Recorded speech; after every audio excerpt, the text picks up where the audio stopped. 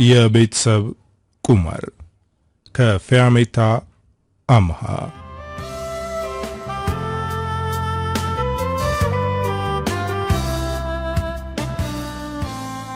ታናሽ እህቷ ለማግባት ሽር ጉድ ላይ ናት። ቬሎዋን መርጣ ጨርሳለች። ሚዜዎቹም ጨርሰዋል። አሁን የቤተሰብ ልብስ እየተመረጠ ነው። ሁሉም የሚመስለውን ይሄ ይሁን እያለ ይመርጣል። እሷ ግን በዝምታ እየተመለከተች ነው። ያክስቷ ልጅ ወደ እሷ ዞር ብላ ያንቺስ ምርጫ የትኛው ነው ማለት ጠየቀቻት። ስለጠየቀቻት ደስ ያላትን እያመላከተች ይሄ ጥሩ ይመስለኛል፣ ደመቅ ያለ ስለሆነ ጎላ ብለን እንድንታይ ያደርገናል አለች። የእህቷ ሚዜዎች ሳቃቸው አመለጣቸው። አንዳንዶቹም ሳቃቸውን አፍነው ይዘውታል። ሙሽራዋ ታናሽ እህቷ ገላመጠቻት።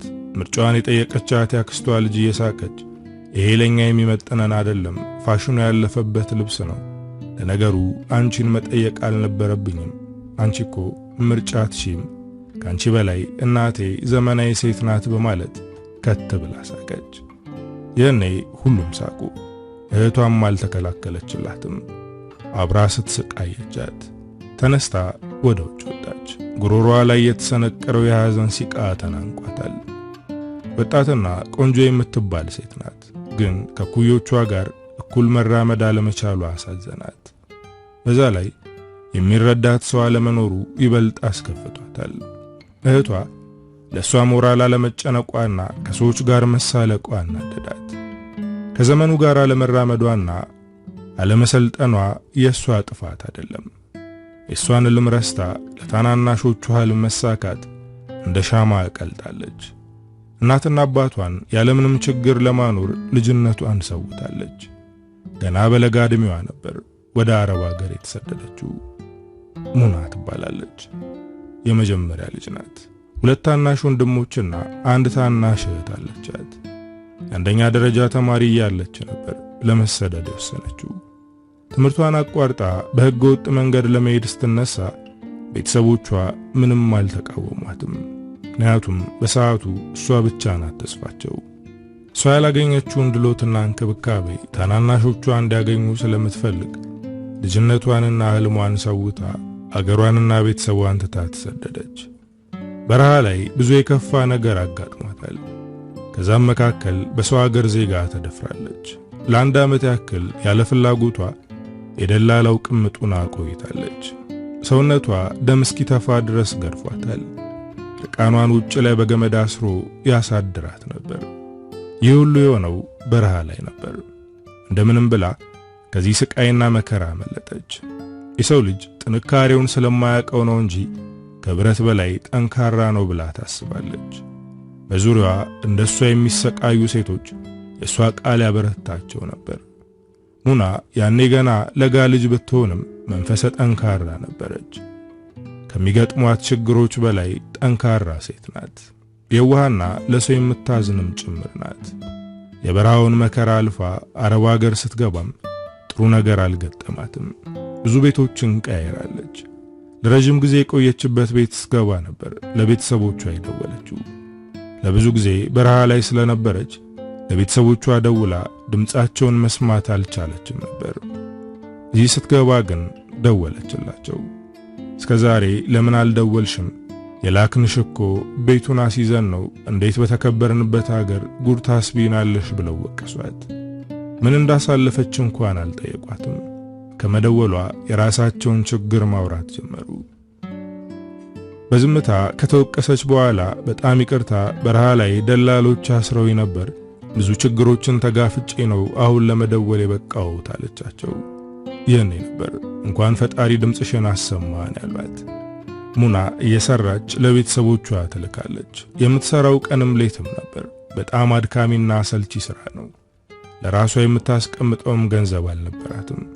አይደለም ማስቀመጥ፣ ደና ልብስ እንኳን አትገዛም። ሙሉ ክፍያዋን ለቤተሰቧን የምትልከው። እሷ እየሰራች እነሱን ታንደላቀቃቸዋለች። ከዛም ቤት ወጥታ ሌላ ቦታ ገባች። ይሄ ቤት እስከ መጨረሻ የቆየችበት ቤት ነው። አብራት የምትሰራ አንዲት አበሻ ሰራተኛ አለች። ከሷ ጋር እንደ እህትማማቾች ነበሩ። ስራው ከሚያደክማቸው በላይ አሰሪዎቻቸው በጣም ክፉ ነበሩ። ሙናና ጓደኛዋ ሁለቱም ህገወጥ ስለሆኑ ይህንን የሚያውቁት አሰሪዎቻቸው እንደፈለጉ ነበር የሚያደርጓቸው። ስልክ መደወል የሚችሉት በሁለት ወር አንዴ ለቤተሰቦቻቸው ነው። ከዛ ውጪ ስልክ መንካት አይቻልም። ወደ ውጭ ወጥተው አየር መቀበል ለነሱ ቅንጦት ነው። ከእስር ቤት የማይተናነስ ኑሮ ነበር የሚኖሩት። በሁለት ወር አንዴ ደውላ ብር ልክ ያለው ትላለች። እነሱም ከገንዘብ ውጪ ያለችበትን ሁኔታ ያን ያክል ጫን ብለው አይጠይቋትም። ወንድሞቿና እህቷ ምንም ሳይጎልባቸው ተንደላቀው እየተማሩ እንደሆነ ሲነገራት በደስታ ትፈነድቃለች። በሙና ሁኔታ የምትደነቀው ሀውለት በግርምት ትጠይቃታለች። የራስሽን የወደፊት ህይወት ሳታመቻቺ ለሰው እንደዚህ መሆን ትክክል ነው ወይ ትላታለች። እዚህ የመጣሁት የሰው ፊት የሚገርፈኝም ለቤተሰቦቼ ስል ነው እንጂ ለራሴ ወደፊት ህይወት አይደለም። ስለዚህ ለነሱ ነው የምለፋው አለች። ለነገሩ ቤተሰቦች ዝም አይሉም፣ ላንቺም ስለሚጨነቁ ከምትልኪላቸው ቀንሳ ያስቀምጡልሽ ይሆናል አለቻት። ሙና የምትኖረው ለቤተሰቧ ነው። ወደ ስደት ከመውጣቷ በፊት አንድ ሰው ነበር አትሂጂ አላት። ቤተሰቦቿ በሐሳቧ ሲስማሙ፣ ሽመልስ ግን አትሂጂ አላት። ሽመልስ ከልጅነቷ ጀምሮ የምትወደው ጓደኛዋ ነው። የሚውሉት አብረው ነው። የሚሰማትንና የሆነችውን ሁሉ የምታወራው ለሱ ብቻ ነው። ቀረቤታቸው ጥብቅ ነው። ሙና እሱን ከጓደኝነት በዘለለ ትወደዋለች። ሌላ ሴቶች ሲቀርቡት ትናደዳለች፣ ታኮርፈዋለችም። እሷ ስታኮርፈው ግራ ይጋባል። ደግሞ ምን አጥፍቼ ነው የምታኮርፊኝ ይላታል። እሷም አንገቷን አቀርቅራ አላኮረፍኩህም ትለዋለች። ይህኔ ጠጋ ብሎ ጉንጯን ይስማታል። ከዛች ቅጽበት በኋላ ኩርፊያዋ ብን ብሎ ይጠፋል። ብዙ ሴቶች ደግሞ እሷን ይጠሏታል። ምክንያቱም እሷ እያለች ከሱ ጋር መቀራረብ ከባድ ስለሆነባቸው ነው። ወደ ስደት ለመሄድ ስትወስን ቀድማ የነገረችው ለሱ ነበር። ታይ የወደፊት ህይወትሽን አታበላሺ፣ ለቤተሰቦች ስትይ እድሜሽንና ጉልበትሽን አታቃጢ አላት። እሷም ኮስተር ብላ ለቤተሰቦችሽ ብለሽ ጊዜሽን አታቃጢ ማለት ምን ማለት ነው?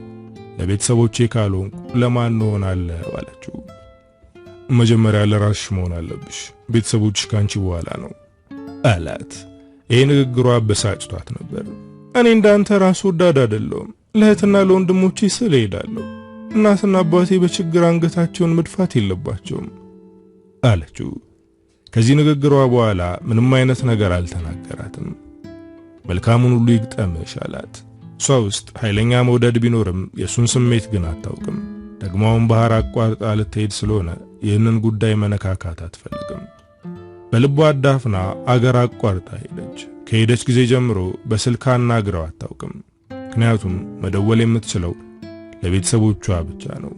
እነሱም ረጅም ሰዓት እንድታወራ አይፈቅዱላትም። ብቻ በልቧ አንግሰዋለች፣ ሁልጊዜም ታስበዋለች።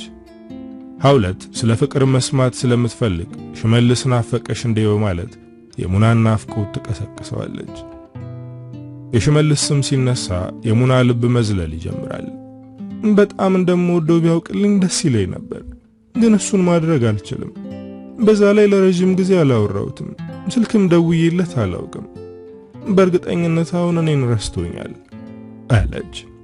ልክ እንዳንቺ እሱም በውስጡ ያፈነው ፍቅር ካለ መቼም ሊረሳሽ አይችልም። ስለዚህ አትፍሪ፣ አንድ ቀን ወደ አገር ቤት ስትመለሽ በፍቅር ያቅፍሻል። ተጋብታችሁ ትወልዳላችሁ።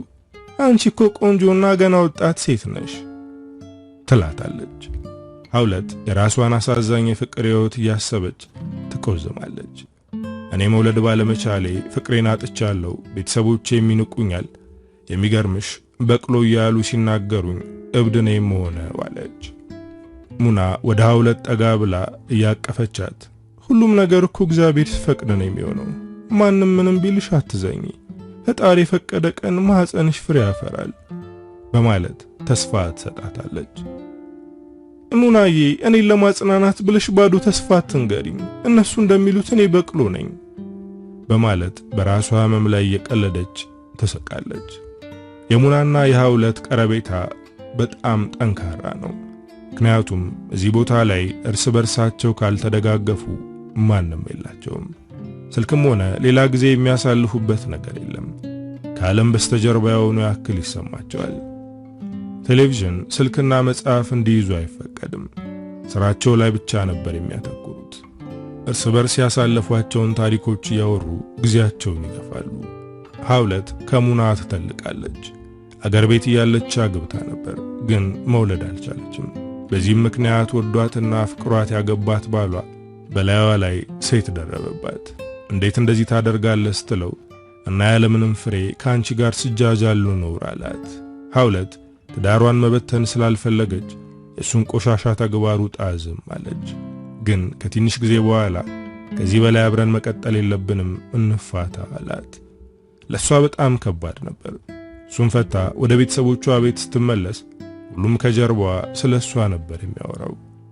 ይህንን በራሷ ያመጣች ይመስል እሷን ይወቅሷታል። ቤተሰቦቿም ቢሆኑ ይናገሯታል። ከዚህ በኋላ እኮ ማግባት የምትችው ወልዶ የጨረሰ ሚስቱ የሞተችበት ሽማግሌ ነው እያሉ ይዘባበቱባታል። በገዛ ቤተሰቦቿ እንደዚህ ስትባል ከባድ ሐዘን ውስጥ ገባች። ከቤት ስትወጣ ይቆጧታል። የሰፈሩ ሰው እንዲያሸሙርብን ነው ወተሽ የምትንቀዋለይ ይሏታል። ቤት ስትቀመጥ ደግሞ እየተዘብዝፈሽ ትያለሽ ይላሉ። ይህንን መቋቋም የከበዳት ሀውለት አንድ የምታውቀው ደላላ ነበር። ወደሱ ሄዳ አናገረችው። ከዚህ ርቄ መሄድ እፈልጋለሁ፣ ሰርቼ ገንዘብ መያዝ አለብኝ፣ እንደዛ ካደረግኩ ማንም አይረማመድብኝም አለችው። እሱም በቅርበት ስለሚያውቃት ታይቅርብሽ፣ በሕገ ወጥ መንገድ የምትሄጂ ከሆነ ሕይወትሽ አደጋ ላይ ይወድቃል አላት። እሷ ግን ከዚህ ሕይወት በረሃ ላይ መሞት መርጣለሁ አለችው። ይህንን ያስመኟት በዙሪያዋ ያሉ ሰዎች ናቸው። በወቅቱ የምትከፍለው ገንዘብ አልነበራትም። እሱ እኔ ሸፍናለሁ፣ ሰርተሽ ትሰጭኛለሽ አላት። ከልቧ አመሰገነችው። ሙሉ ወጪውን እሱ ሸፈነ። ሀውለት ለቤተሰቦቿ ምንም ሳትናገር ከሀገር ወጣች። እዚህ ከመጣችም ተሳስታ እንኳን ደውላላቸው አታውቅም። የምትደውለው ወጪዋን ሸፍኖ ለላካት ደላላ ነው። እሱ ለቤተሰቦቿ ሳይናገር ቦታ ገዝቶ ቤት እያሰራላት ነው። እንዲሁም ገንዘቧን ምንም ሳያጎልባት አስቀምጦላታል። የሩቅም ሰው ይሁን ቤተሰብ እጅሽ ካጠራ አይፈልግሽም እያለች ሙናን የምትመክራት ከራሷ ልምድ ተነስታ ነው። ሙና ደግሞ እዚህ የተገኘችው ለቤተሰቦቿ እስከሆነ ድረስ ጠንክራ ሰርታ የምታገኘውን ለነሱ ትልካለች። ለረጅም ዓመት እዚህ ቦታ ላይ ቆዩ። አንድ ቀን ያሰሪያቸው ልጅ ወደ ሌላ ከተማ ለሥራ ለመሄድ ስትነሳ ሙናንም ልትወስዳት አሰበች። ምክንያቱም ለ2 ወር እዛ ትቆያለች። ሴትዮዋ ልጇን ይዛ ስለሆነ የምትሄደው ሙና ልጇን እንድትይዝላት ነበር ልትወስዳት የወሰነችው። ሙና ባትሄድ ደስ ይላት ነበር፣ ግን አልሄድም ብላ መቃወም አትችልም። ተከትላ ሄደች። የሄደችበት ይበልጥ የሚደብር ነበር። ከዚህ በፊት ከሀውለት ጋር ስለምትውል ያን ያክል አይታወቃትም። አሁን ግን ብቻዋን ስለሆነች ታወቃት። ከ2 ወር በኋላ ስትመለስ ሀውለት ከባድ ድብርት ውስጥ ገብታ ነበር። ይህ ድብርት ከምን የመነጨ እንደሆነ ጠየቀቻት። መጀመሪያ ልትነግራት ፈቃደኛ አልነበረችም። ስታስጨንቃት ግን ነገረቻት። እዚህ ቤት ውስጥ ብዙ ቤተሰብ ነው የሚኖረው። ከመካከላቸው ሰካራም የሆነና ምንም የማይረባ ወንድም አላቸው። ሰውየው ከመጠጥና ከሴት ውጪ ስራም ሆነ ዓላማ የለውም ስትል ይሄ ሰው በተደጋጋሚ እንደደፈራት ነገረቻት። ሙና ደነገጠች እና ለነሱ ነገርሻቸው ስትላት እንዴት ብዬ ነግራቸዋለሁ? እነሱ እኮ ቤተሰቦቹ ናቸው፣ እኔ የምናገረውን አያምኑም አለቻት። ይህኔ ሙና የምትከትፍበትን ቢላዋ በማንሳት እኔ ግን አምንሻለሁ፣ ያ የማይረባ ላደረገው ነገር ዋጋውን እሰጠዋለሁ። አንገታችንን ደፍተን ሁሉንም የምንችለው ለመስራት እንጂ ክብራችንን ለማጣት አይደለም ብላ ስትወጣ ሀውለት እጇን ይዛ እባክሽ ተይ፣ እንደዚህ አታድርጊ፣ ከስራ ያባረሩኛል፣ ሰዎቹ ምን ያክል ክፉ እንደሆኑ ታውቂያለሽ በማለት በልመና አስቆመቻት። ሙና በዚህ ነገር በጣም ተናዳለች። ከዛ ቀን በኋላ ለሰውየው ክብር አሳይተው አታውቅም። በዚህ ሁኔታ ውስጥ ያሉ የሀውለት የጤና ሁኔታ አስቸገረ። በጣም እየታመመች ነበር። ይህም የሆነው ስለጸነሰች ነበር። ይህንን ስታውቅ አምኖ ለመቀበል በጣም ከብዷታል። እኔ እኮ መውለድ የማልችል ሴት ነኝ፣ በፍጹም ሌላ በሽታ ነው እንጂ እርግዝና አይደለም አለች። ግን እርጉዝ ነሽ፣ ከዚህ በፊትም መውለድ ትችይ ነበር፣ ችግሩ ያለው ካገባሹ ሰው እንጂ ካንቺ አይደለም አለቻት ሙና። ሀውለት ግራ በተጋባ ሁኔታ ውስጡና እናውን መደሰት ነው ወይስ ማዘን ያለብኝ ብላ ጠየቀቻት። ተደሰቺ፣ እግዚአብሔር ያለ ምክንያት ምንም አያደርግም፣ በደንብ ተደሰቺ አለቻት። ግን እንዴት ነው የምሆነው? እዚህ መሆን አልችልም። ይሄ ልጅ የነሱ ቤተሰብ መሆኑን ካወቁ ይቀሙኛል በማለት ማዘን ጀመረች። ሙናም ትንሽ ካሰበች በኋላ አሁን ቤትሽን ሰርተሽ ጨርሰሻል፣ የምትቋቋሚበት ገንዘብ ማስቀምጠሻል፣ ስለዚህ ማርገዝሽን ሳታሳውቂ ወደ ሀገርሽ ትመለሻለሽ ብላ መከረቻት። እሷም ምክሯን ተቀብላ ለመሄድ ተዘጋጀች። እሷ ለመሄድ ስትነሳ ሙና ከልቧ ነበር ያለቀሰችው። ምክንያቱም ከዚህ በኋላ ብቸኛ የምትሆን ስለመሰላት ነበር። ወደ ሀገር ቤት ስትመለሺ እዛ እንገናኛለን፣ ግን የምመክርሽ ነገር ቢኖር ከቤተሰቦችሽ በላይ ለራስሽ መኖር አለብሽ አለቻት። ይሄ የሐውለት የሁልጊዜ ምክሯ ነው። ሙና አጥብቃ በማቀፍ መቼም ቢሆን አረሳሽም፣ አንቺ የልቤ ጓደኛ ነሽ አለቻት። ከዛ በኋላ እዛ ቤት ብዙ አበሻ ሰራተኛ በሐውለት ቦታ ተተክተው ሰርተዋል። ግን ካንዳቸውም ጋር አልተቀራረበችም።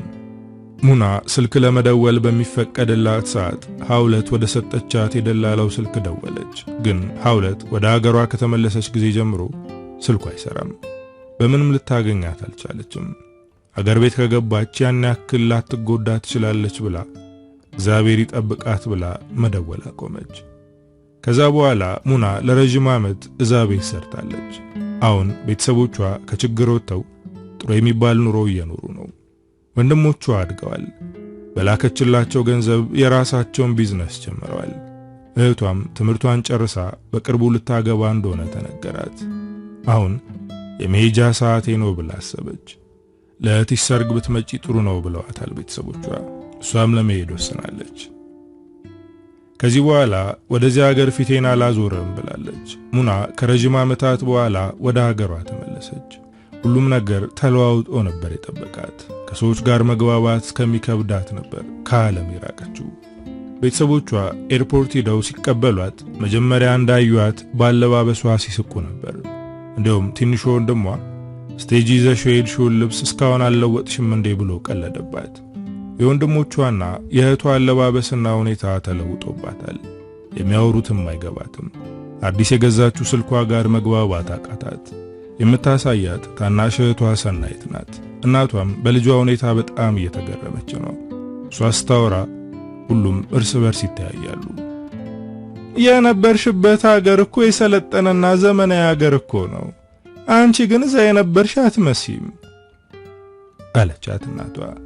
እህቷ ሰናይትም የእናቷን ንግግር ተከትላ መቼም ለኛ ብለሽ ያመጣሽውን ልብስ ራሽ ትለብሺዋለሽ እንጂ ማናችንም አንለብሰውም። ቆይ አሁን ላይ ዓለም የደረሰችበትን ፋሽን አታውቂም ማለት ነው? የነበርሽበት ሀገር ላይ እኮ በጣም ታዋቂ የፋሽን ሰዎች አሉ ማለት ተሳለቀችባት። የሄድኩት እኮ አንቺ የምታያቸው ሰዎች ጋር ለመዝናናት አይደለም። ይህን ሁሉ ዓመት ቤት ተዘግቶብኝ ከዓለም በስተጀርባ ሆኜ የቆየሁት ለእናንተ ብዬ ነው አለች። አነጋገሯ ኃይልና ቁጣ የሞላበት ስለሆነ ሁሉም በዝምታ ተያዩ። አባቷም ለስለስ ባለ አነጋገር ስለዚህ እድሜ ልካችንን ባንቺ ስንወቀስ ልንኖር ነው ማለት ነው አለ። የኔ ሙና አባቷን ተናግራ ላለማስቀየም ተነስታ ወደ ክፍሏ ገባች። እናቷ ተከተለቻት። ሙና ክፍሏ ገብታ ስቅስቅ ብላ አለቀሰች። ልጄ እኛ ልናስከፋሽ ፈልገን አይደለም፣ እባክሽ አታልቅሺ። ስትሄጂ እንደነበርሽው ስለሆንሽ ነው የተናገርንሽ። ከዘመኑና ከጊዜው ጋር መራመድ አለብሽ አለቻት እናቷ። ሙና ወደ እናቷ ዙራ በሚያነቡት አይኖቿ አያየቻት። እኔ እኮ መራመድ ያልቻልኩት ቤት ተዘግቶብኝ ስለኖርኩ ነው። እናንተ ደግሞ ይህንን መረዳት ከበዳችሁ። ላደረኩት ነገር ዋጋ ለመስጠት እንኳን ፈቃደኛ አይደላችሁ አለች። እናቷም እሷን ለማረጋጋት እየሞከረች አንቺ ያደረግሽውን ማናችንም አንረሳውም። አንቺ እኮ የቤታችን ማገር ነሽ። እባክሽ በሆነ ባልሆነው ሆድ አይባስሽ። በዛ ላይ እህትሽ ልታገባ ነው። በዚህ ሰዓት ከእህትሽ ጎኑ ነሽ፣ እሷን መርዳት አለብሽ አለቻት። ሙና ለከፈለችው መስዋዕትነት ዋጋ ያልሰጡት ቤተሰቦቿ ጋር መኖር ቀጠለች። ወጣ ብላ እንኳ ሻይ ቡና የምትልበት ብር አልነበራትም። የእህቷ ሰርግ ስለደረሰ እናቷ ባለቻት መሰረት ከእህቷ ጎን አራቀችም። እንደውም አንዳንዶቹ ታናሿ ልታገባ እየተዘጋጀች እሷ ግን እስካሁን ጓደኛ የላትም ይሏታል። ይህንን ሲሉ ሽመልስን የማግኘት ፍላጎቷ ተነሳሳ። እሱን ከመፈለጓ በፊት ራሷን ለማሳመን ሞከረች። እኔና ሽመልስ ከተለያየን ዓመታት አልፈዋል። ያኔም ቢሆን የሱ ስሜት ምን እንደነበር አላውቅም። ስለዚህ አሁን ሳገኘው ያለበት ሁኔታ ምንም ይሁን ምን ለመቀበል ሞክራለሁ አለች። ግን ሙና ይህንን ለራሷ ነግራ ራሷን ለማሳመን ትሞክር እንጂ ውስጧ ፈርቷል። አግብቶ ወልዶ ቢሆንስ ወይም ከአገር ወጥቶ ቢሆንስ ማን ያውቃል በሕይወት ባይኖርስ እያለች ራሷን እያጨናነቀች የነሽመልስ ሰፈር ሄደች። አካባቢው ተለውጧል፣ ግን የነሱን ግቢ ማስታወስ አልከበዳትም። ወደ ግቢው መራመድ ስትጀምር በሩ ተከፍቶ መኪናው ወጣ። መኪናው ከወጣ በኋላ ወደ በሩ ተጠጋች። ዘበኛው ግቢውን እየዘጋ ማንም ፈልገሽ ነው ብሎ ጠየቃት። እሷም እጅግ ትህትና በተሞላበት አንደበት ሽመልስን ፈልጌው ነበር አለች። ትንሽ ቀደም ብትይ ታገኙ ነበር፣ አሁን ወጣ አላት። በመኪና የወጣው እሱ እንደሆነ ነገራት። መኪና ይዞ ማየቷ አስደሰታት። በጣም እንደተቀየረ ገብቷታል። ዘበኛውን ሽመልስ ስላለበት ሁኔታ መጠየቅ ፈልጋ ነበር፣ ግን ፈራች። ምንም ሳትጠይቀው ተመለሰች። ወደ ቤት እየተመለሰች እያለ የሰፈር ሴትዮ አገኘች። አጥብቀው ሰላም ካሏት በኋላ ምነው ልጄ ዝም አልሽ? ታላቅ እኮ ነሽ። አንቺ ነበርሽ ቀድመሽ ማግባት የነበረብሽ። ቤተሰቦችሽ ምን እንደሆኑ ባላውቅም ወጉን ረስተውታል። አንቺ ያለሽ ታናሿን መዳር ምን ይሉታል አሏት። ለዚህ ንግግራቸው ምን መመለስ እንዳለባት አታውቅም። በዝምታ እያዳመጠች ነው። ባንቺ ላይ ሁሉም የራሱን ሕይወት አስተካክሏል። ከዚህ በኋላ ለራስሽ አስቢ። አለባበስሽንም እንደ ኩዮችሽ አድርጊው። ልጄ ዘመኑ የሰው ልብን ሳይሆን ልብስን ነው የሚያየው ብለዋት ሄዱ። እኔ አሮጊት ሴትዮ እንኳን ይታዘቡኛለች ራሷን በትዝብት እየተመለከተች። ሙና አንገቷን ደፍታ መንገዷን ቀጠለች። ስለ ሽመልስ ድጋሚ እያሰበች ነበር። አሁን ላይ እኔ ከዘመኑ ትንሽ ወደ ኋላ ቀረት ብያለሁ እና እንዴት እኔ ሊፈልገኝ ይችላል? እሱ የተማረ ስለሆነ እንደሱ የተማረችና ዘመናዊ ሴት ነው የሚፈልገው ትላለች። ግን ልቧ ከሱ ውጪ ሌላው እንዳይፈልግም እንደዚህ በሐሳብ እየዋለለች ወደ ቤት ተመለሰች። ስትመለስ ሁሉም ሳሎን ተሰብስበው ተቀምጠዋል። እየተጫወቱ ነበር። ሌላ እንግዳም ነበር። ይሄ እንግዳ ሽመልስ ነው። ለመለየት የሚከብድ ሁኔታ ላይ ቢሆንም እሷ ግን እንዳየችው ነበር። ልቧ እንደምቦሳ ይዘለለው። እሷ ስትገባ ከተቀመጠበት ተነስቶ ቆመ። አይን ላይን ተገጣጠሙ። ሙናው ማለት ፈገግ አለ። እሷም ሽመልስ አለችው። ሰላም ተባባሉ። ምንም ነገር አልተቀየርሽም፣ ድሮ እንደነበርሽው ነሽ በማለት ፈገግታውን ለሁሉም አሳያቸው። እሷም የሱን ፈገግታ ተከትላ ፈገግ እያለች በጣም ተለውጣል አለችው። ታናሽ ወንድሟ እየሳቀ ሁሉም እንዳንቺ ባለበት የሚቆም ይመስልሻል አይደል አላት። ሙና በዝምታ ቁጭ አለች። ሽመልስም ተቀመጠ። እንዴት እንደዚህ ትላታለህ? ድሮ እኮ የሰፈራችን ቆንጆና ዘናጭ የምትባለው እሷ ነበረች አለ። ወንድሟም እሷን ከመተረብ አልተቆጠበም። እሱ ድሮ ነው አለ። ሰናይት ወደ ሽመልስ ጠጋ በማለት እጆቹን እየያዘች ለማንኛውም ሽመልስ ያውን ጩኜ የወደፊቱ ባሌ ነው አለቻት። የሙናው ሽመጥ ተበጠሰ። ባንዴ ኩምሽሽ አለች። እሷን ሁኔታ ያስተዋለው ሽመልስም ፈገግታው ጠፍቷል። ለማንኛውም እንኳን በሰላም ወደ አገርሽና ወደ ቤተሰቦችሽ ተመለሽ፣ ይህንን ልልሽ ነበር የመጣሁት ብሎ ለመሄድ ሲነሳ ሁሉም ምሳ ደርሷል ቆይ ያሉት። ልሂድ ቢላቸውም ምሳ ሳትበላ አትሄድም ብለው አስቀሩት። ሽመልስ ሳይወድ በግዱ ተቀመጠ። የሙናን አይኖች ላለማየት እየሸሸ ነው። እሷ ግን አይኗን ከሱ ላይ አላነሳችም። ይህን ሁሉ ዓመት እሱን እያሰበች ነበር የኖረችው። ግን አሁን ታናሽ እህቷ ልታገባው ነው። ተነስታ ከቤት ብትወጣ ደስታዋ ነበር። ግን ምሳ ሊቀርብ ስለሆነ መውጣት አትችልም። እህቷን አስተውላ አየቻት። በጣም ደስተኛ ናት። ደስ ብሏት ስላየቻት እሷም ደስ ብሏታል። ግን ሙና አንድ ነገር እያሰበች ነው። ድሮ ወደ ስደት ከመሄዷ በፊት ከሽመልስ ጋር በምትሆንበት ሰዓት እህቷ ሰናይት እየመጣች ትረብሻቸው ነበር። ማዬ እየጠራችሽ ነው በማለት የውሸት ወደ ቤት እንድትሄድ ታደርጋታለች። ግን አልተጠራችም ነበር። ሁልጊዜም ቢሆን ሁለቱን ትረብሻቸዋለች። ሙና ተናዳ እህቷ ላይ ስትጮህባት ሽመልስ እየሳቀ ታያት አትቆጫት፣ ልጅ ስለሆነች እንደ ጨዋታ እያየችው ነው ይላታል። ግን እንደዛ አልነበረም። ሰናይት ከድሮ ጀምሮ ሽመልስን ትወደዋለች። እሱን ማግባት የልጅነት ህልሜ ነው ስትል ሰምታታለች። ላብና ጊዜ ያልበቃ ቢላቸው የምወደውን ሰው ቀሙኝ ማለት ነው በማለት ለራሷ አጉተመተመች። ሰናይት ወደሷ እያየች ምን ነው በሐሳብ ነጎድሽ? እዛ ስተሽ የመጣሽው ሽማግሌ ያረባለ እንዴ ብላ ሳቀች። እህቷ በሷ ቤት መቀለዷ ነው፣ ግን ቀልዷ ራሷንና ወንድሞቿን ብቻ ነው ያሳቀው። አባትና እናቷ ባይናቸው ገላመጧት። ሽመልስ ደግሞ አንገቱን አቀረቀረ። ሙና ከዚህ በላይ እዚህ ተቀምጣ መሰደብ አልፈለገችም። ተነስታ ወደ ክፍሏ ገባች። ሰናይት የደነገጠች በማስመሰል እኔኮ ይሄን ያክል የሚያስከፋት አልመሰለኝም፣ እየቀለድኩ ነበር አለች። ይሄ ቀልድ አይደለም፣ እህትሽን አስከፍተሻታል በማለት ሽመልስ ሰናይትን ተቆጣት። የሰናይት ቁጣ አፍንጫዋ ስር ስለሆነ ይሄን ያክል የሚያስቆጣ ነገር አልተናገርኩም፣ አንተ ደግሞ ከሷ በላይ ያካብድከው ነው አለችው። ሽመልስ ከተቀመጠበት ተነስቶ በቃ እኔ ቤት ጥሩ ይመስለኛል፣ ብዙ የምሰራው ስራ አለኝ አለ። እባክህ ቆይና ምሳ በልተህ ሂድ ቢሉትም መሄድ አለብኝ አመሰግናለሁ ብሎ ወጣ። ሰናይት ተከትለው ወጣች። እስከ ግቢው በር እየሸኘችው ምሳ ለመብላት ተስማምተሃል ነበር እንዴ? አሁን እህቴን ስለተናገርኳት ነው ለመሄድ የወሰንከው አለችው። እሱም እጆቹን አጣምሮ አንድ ነገር ልምከርሽ፣ አሁን እዚህ ቦታ እንድትደርሽ ያደረገችሽ እህትሽ ናት። እዚህ ፊት ለፊት የቆመችውን ሰናይት ብቁና ዘመናዊ እንድትሆን ከጀርባዋ የነበረችው ሴት እህቷ ናት በማለት ተናገራት። የሰናይት ፊት ተለዋወጠ። ስለዚህ አንቺ ለህይወትሽ ምንም ያበረከትሽው ነገር የለም እያልከኝ ነው አለች በቁጣ። ሽመልስም እጆቿን አጥብቆ በመያዝ እንደዛ አላልኩም፣ አንቺም በጣም ጠንካራ ነሽ፣ የራስሽን ህይወት ለማስተካከል ቁርጠኛ ነሽ። ግን ደግሞ እህትሽ ላንቺና ለቤተሰቦችሽ ብዙ ዋጋ ከፍላለች። ገና ልጅ እያለች ነበር ወደ አረብ ሀገር ሄደችው። ትምህርቷን አቋርጣለች። ለራሷ እንኳን ያጠራቀመችው ገንዘብ የለም። ስለዚህ መረዳት አለባችሁ።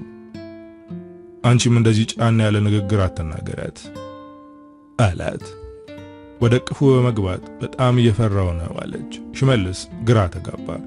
ለምንድነው የምትፈሪው? ሌላ የማላቀው ነገር አለ እንዴ አላት። ሰናይት በጭንቀት ከተነፈሰች በኋላ የለም፣ ግን በእጄ የጨበጥኩት የወደፊት ህልሜ ባንዴ የሚጠፋ እየመሰለኝ ነው። እናም የምናገረውን ነገር አላውቅም። እህቴን ብቻ ሳይሆን እናትና አባቴንም በንግግር እያስቀየምኳቸው ነው አለችው። አይዞሽ፣ እኔ እኮ አብሬሽ ነኝ። በእጅሽ የጨበጥሽው ህልም የኔም መሆኑን አትዘንጊ፣ ምክንያቱም ከትንሽ ጊዜ በኋላ ባልና ሚስት እንሆናለን አላት። ሙና መኝታ ክፍሏ ገብታ ስቅስቅ ብላ ለቀሰች። የሚያስለቅሳት ያጣችው ነገር ሳይሆን እህቷ በተናገረችው ነገር ነው። ከትንሽ ቆይታ በኋላ ሰናይት ወደ ክፍሏ ገባች። አንዴ ላናግርሽ አለቻት። እሷም አልቅሷን እንዳታውቅባት አይኗን እያሻሸች እሺ ግቢ አለቻት። ካልጋዋ ጫፍ ቁጭ በማለት የምናገርሽን ነገር ከቁም ነገር አትውሰጂው። አንቺ እኮ ታላቄ ነሽ። ልሰድብሽ ወይም ላስቀይምሽ አልችልም። ከዚህ በኋላ ምንም አይነት ቀልድ እንደማልቀልድ ቃል ገባልሻለሁ አለች። አዎ ታላቅ እህትሽ ነኝ። ስለዚህ እንደ ታላቅ ብታከብሪኝ ጥሩ ነገር ነው አለቻት። እሺ ከዚህ በኋላ ምንም ነገር አልናገርሽም በማለት ወጣች። እህቷ የሷ የሆነ ነገር በሙሉ ወስዳባታለች። ሙና እየተሰማት ያለው ይሄ ነው። ገንዘቧን፣ ጊዜዋን ሰጥታታለች። አሁን ደግሞ የምትወደውን ወንድ ወሰደችባት። እሱስ እንዴት እህቴን መረጠ? እኔን አይወደኝ አይፈልገኝም ማለት ነው አለች። የዚህን ጥያቄ መልስ የምታገኘው ከሱ እንጂ ከሌላ ሰው አይደለም። በነጋታው ሙና ከቤተ ክርስቲያን ስትመለስ ሽመልስን አገኘችው። እውነት ለመናገር የተገናኙት በአጋጣሚ ሳይሆን ሽመልስ እሷን ሊያገኛት ስለፈለገ ነው። እያወሩ አብረው መራመድ ጀመሩ። ትላንት ሰናይት ለተናገረችሽ ነገር ከልቤ ይቅርታ ጠይቅሻለሁ አላት። አንተ ለምን ይቅርታ ትጠይቃለህ? እሷ እኮ ናት የተናገረችኝ። እሷ ደግሞ እህቴ ናት። የራሳችንን ችግር በራሳችን እንፈተዋለን አለችው። አነጋገሯ የውስጧን ንዴትና ቁጣ የሚያንጸባርቅ ነው። ለዚህ ንግግሯ ምንም ነገር አልተናገረም። እናውን ምን እያሰብሽ ነው ብሎ ሌላ ጥያቄ ጠየቃት። አሁንም በቁጣ ተሞልታን የመለሰችለት። ስለምኑ ነው የምትጠይቀኝ አለች። ከዚህ በኋላ የምትኖር ህይወት እንዴት ነው? ምን እያሰብሽ ነው? የማግዝሽ ነገር ካለም ላግዝሽ ማለቴ ነው አላት። አንተ ማንህና ነው እኔን የምታግዘኝ? ደግሞ የኔ ህይወት አንተን ምን ያስጨንቃል? ህይወቴን ተባብራችሁ አበላሽታችሁታል አለችው። ሽመልስ ደነገጠ። እኔም ያንቺን ህይወት አበላሽቻለሁ? ንገሪኝ እስኪ እንዴት አድርጌ ነው ያበላሸሁት? ሙና ምን ብላ ትንገረው? አንተም ልቤን ሰብረኸዋል ልትለው ነው?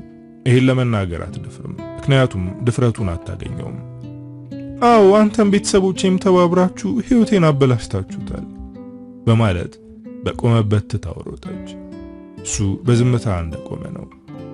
እሱ እንዴት አድርጎ ህይወቷን እንዳበላሸው ለማወቅ እያሰላሰለ ነው። እሷ ደግሞ ከሱ ለማምለጥ በፍጥነት እየተራመደች ነው። የምትራመደው በፍጥነት ስለነበር ድንገት መኪና ውስጥ ገባች። ሽመልስ ይሄንን አላየም። መኪናውን ወዳቆመበት ቦታ ተመልሷል። እሷ ደግሞ በመኪና ተመታለች። ሰዎች ከበቧት። እሷ ግን ብዙም አልተጎዳችም። ለመነሳት እየሞከረች ነው። የገጫት ሰውዬ በፍጥነት ከመኪናው ወርዶ ወደ እሷ ሄደ።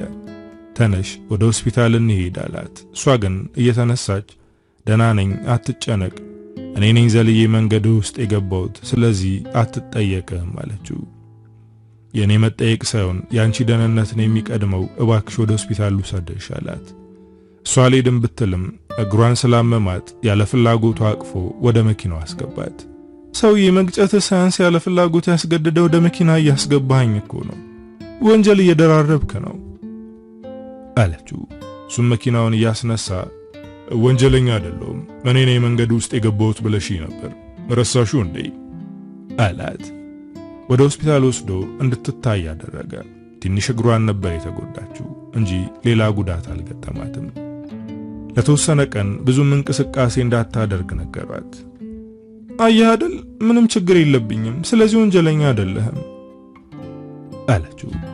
አሁንም የኔ ወንጀለኝነት እንጂ የራስሽ ደህንነት ያስጨነቀሽ አትመስይም። አንድ ምክር ልምከርሽ፣ ለሰዎች ከማሰብሽ በፊት ራስሽን አስቀድሚ አላት። እውነቱን ነው። ከራሷ በላይ የቤተሰቦቿ ጉዳይ ስለሚያሳስባት ነበር ይሄ ህይወት ኪሳራ የገጠማት። በቃ መሄድ አለብኝ ብላ ለመንቀሳቀስ ስትሞክር እግሯ አላስረግጣት አለ። ሰውየው አቅፏት ወጣ። ቀስ ብዬ መራመድ እኮ እችላለሁ አለችው። ችግር የለውም እኔ የምትሄጅበት ቦታ ደርስሻለሁ አላት። ወደ መኪናው አስገባት። ሲራክ እባላለሁ፣ ስምሽ ማን ነው ብሎ ጠየቃት። ሙና አለችው። ኧረ ስምሽን እንኳን ስትናገሪ ተረጋጊ። ምንድነው እንደዚህ የሚያስቆጣሽ? ነው ወይስ ትወለጅም እንዲሁ ቁጡ ሆነሽ ነው የተወለድሽው አለ።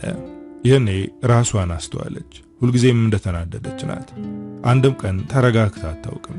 በእርግጥ ህይወቷ ላይ የገጠማት የሚያናድድ የሚያሳዝንና የሚያበሳጭ ነገር ነው።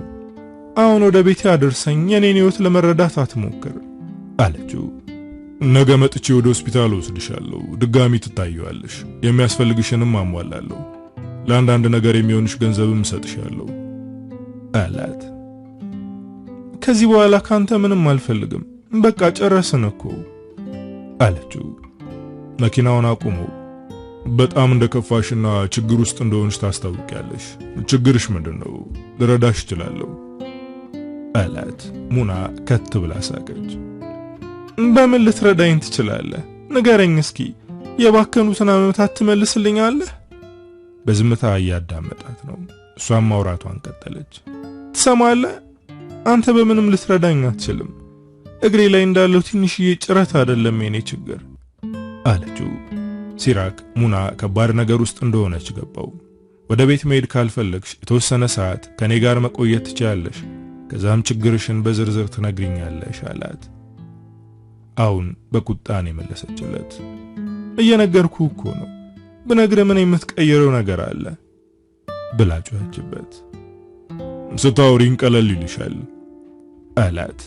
አልፈልግም፣ ወደ ቤቴ ውሰደኝ አለችው። እሱ ግን መኪናውን አላስነሳውም፣ እንደቆመ ነው።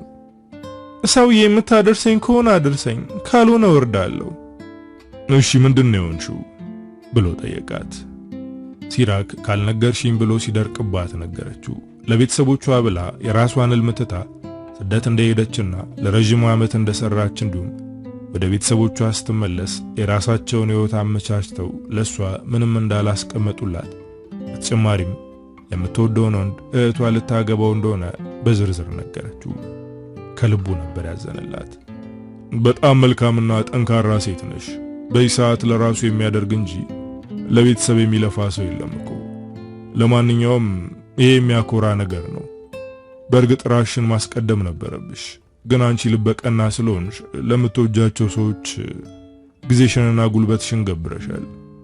አሁን ከመናደድና ራስሽን ከመውቀስ ይልቅ ከዚህ በኋላ እንዴት ሕይወትሽን ማስተካከል እንዳለብሽ አስቢ አላት።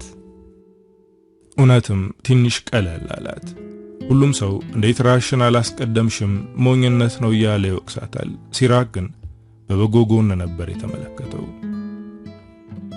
ግን እኮ የምወደው ነው እንደ እህቴ ልታገባው ነው አለች ሲቃ እየተናነቃት። እሱ የሚወድሽ ከሆነ ይመጣል፣ ካልሆነ ግን እሱን እርሺውና አዲስ ሰው ለመሆን ሞክሪ አላት።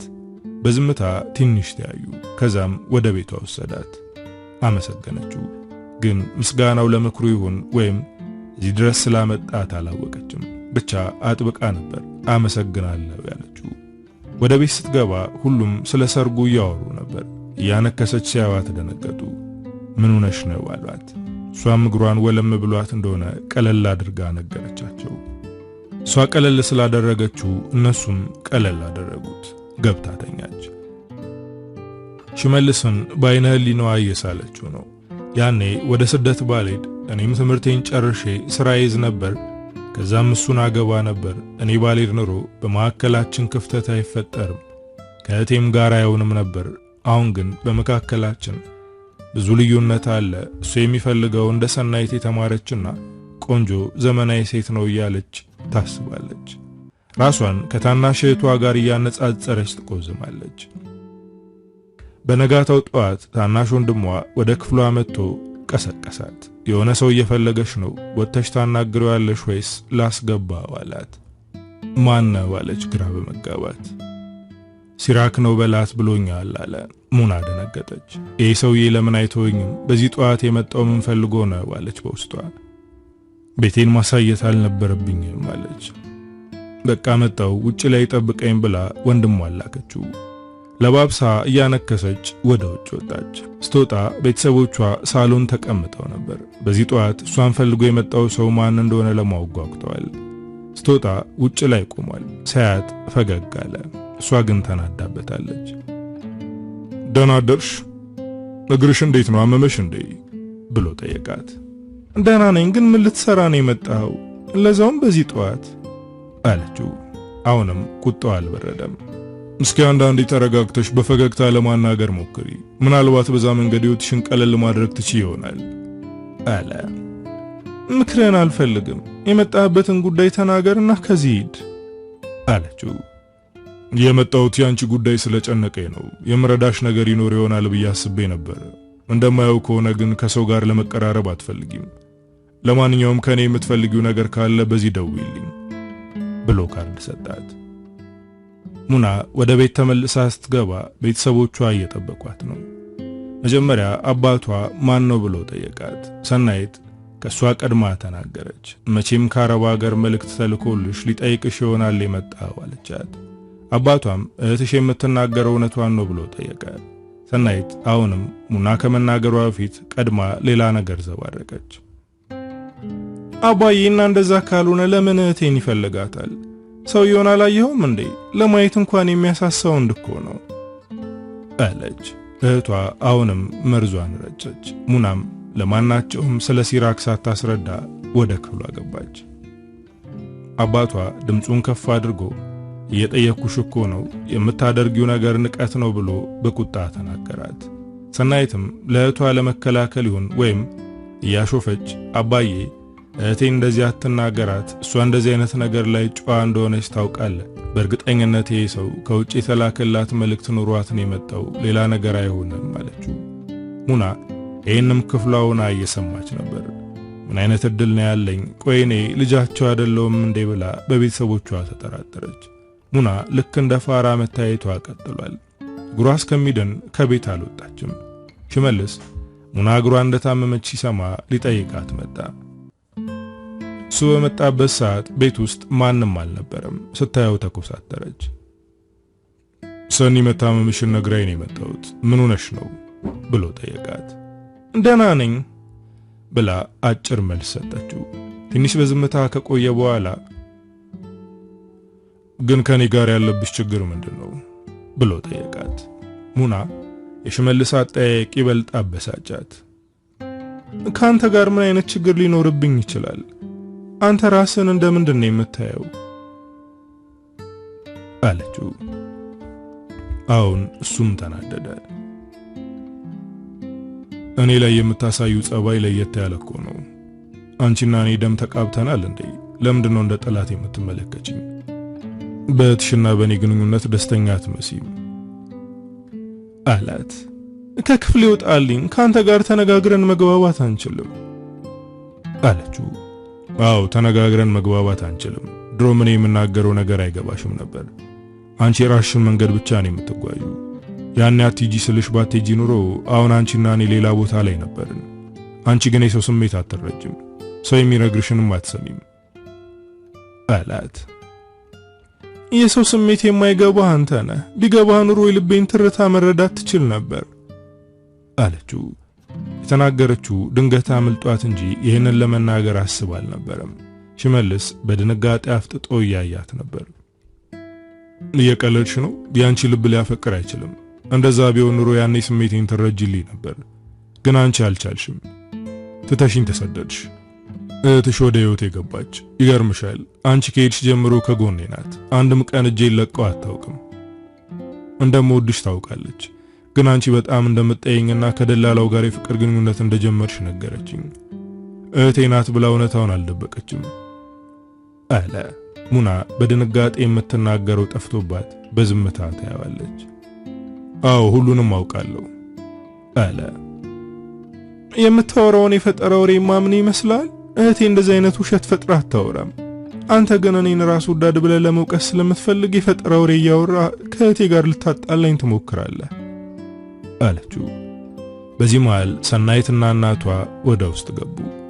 ወደሱ ተጠግታ አቅፋ ሰላም እያለችው የኔ ፍቅር እንደመጣህ አላወቅኩም ነበር። ቀድመ ብትነግረኝ እዚሁ ጠብቅህ ነበር አለችው። አይ ብዙም ስለማልቆይ ነው ያልነገርኩሽ። እህትሽን በዚሁ እግረ መንገዴን ለመጠየቅ ነው የመጣሁት አለ።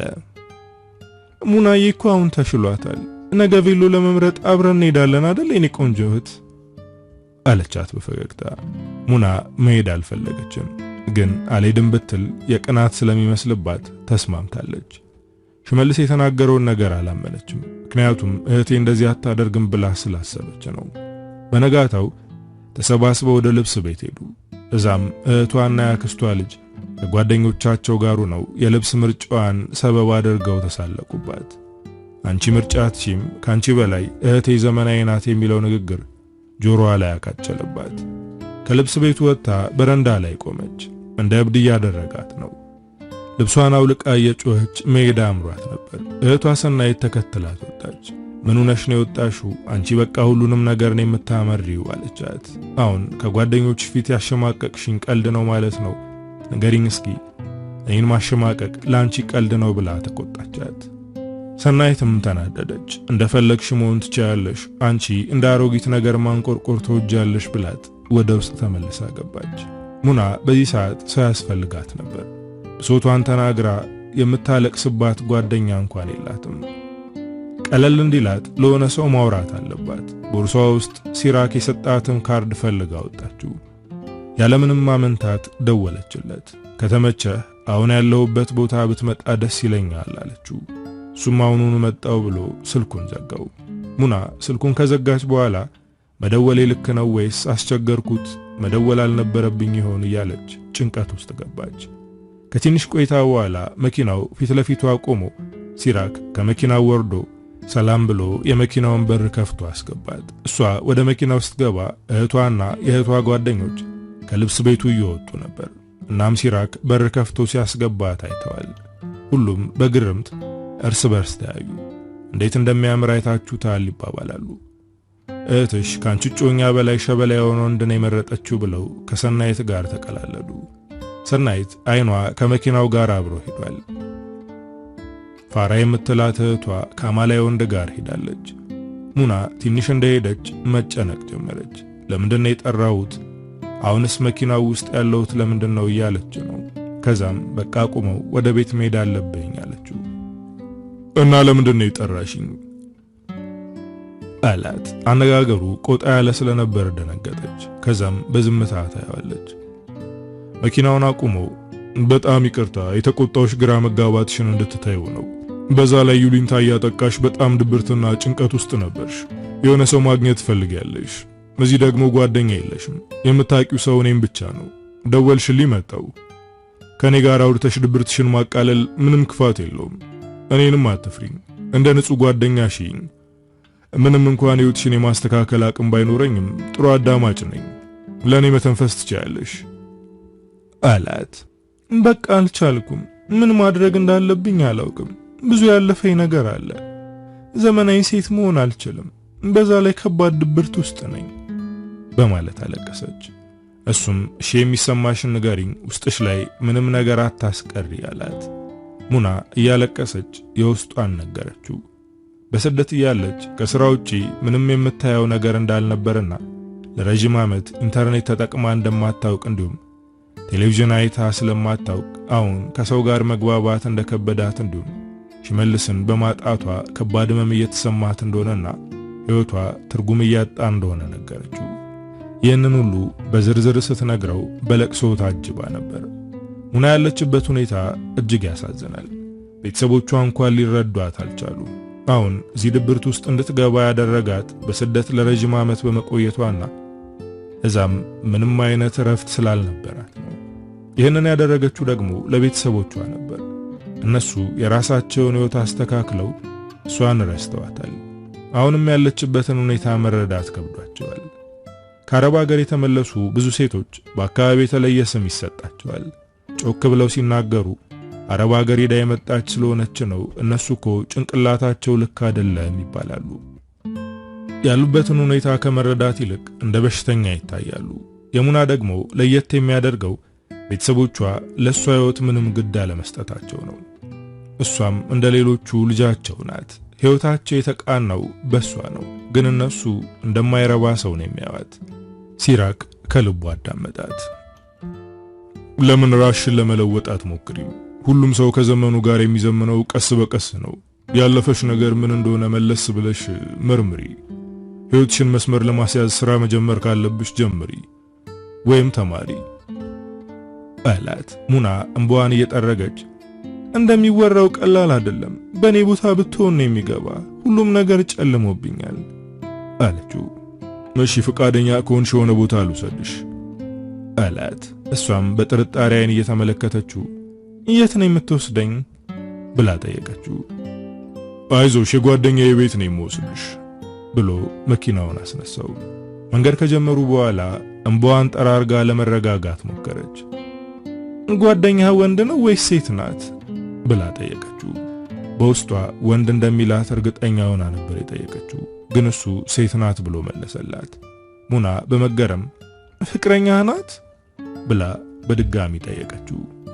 ፍቅረኛ አይደለችም፣ የልብ ጓደኛዬ ናት። እንደ እህቴ ነው የማያት። በጣም ጠንካራ ሴት ናት አላት። አንቺ ግን ምንም ጓደኛ የለሽም ሲል ጠየቃት። ሙና በሐሳብ ባህር ተሻግራ ነጎደች። ሐውለትን አስታወሰች። እንደ እህት እንደ ጓደኛም የሆነችላት ሴት ናት።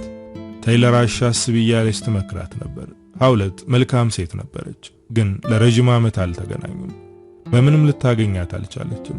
ሐውለት ክፍለ ሀገር ስለሆነች እሷን መፈለግ ከበዳት። ሙና ሐውለትን እያሰበች አንዲት ምርጥ የልብ ጓደኛ ነበረችኝ።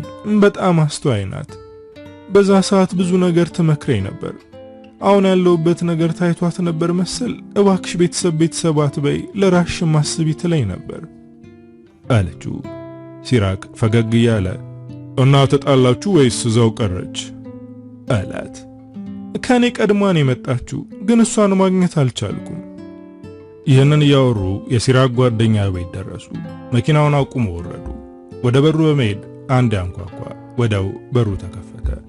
የሲራክ ጓደኛ በሩን ከፈተችው።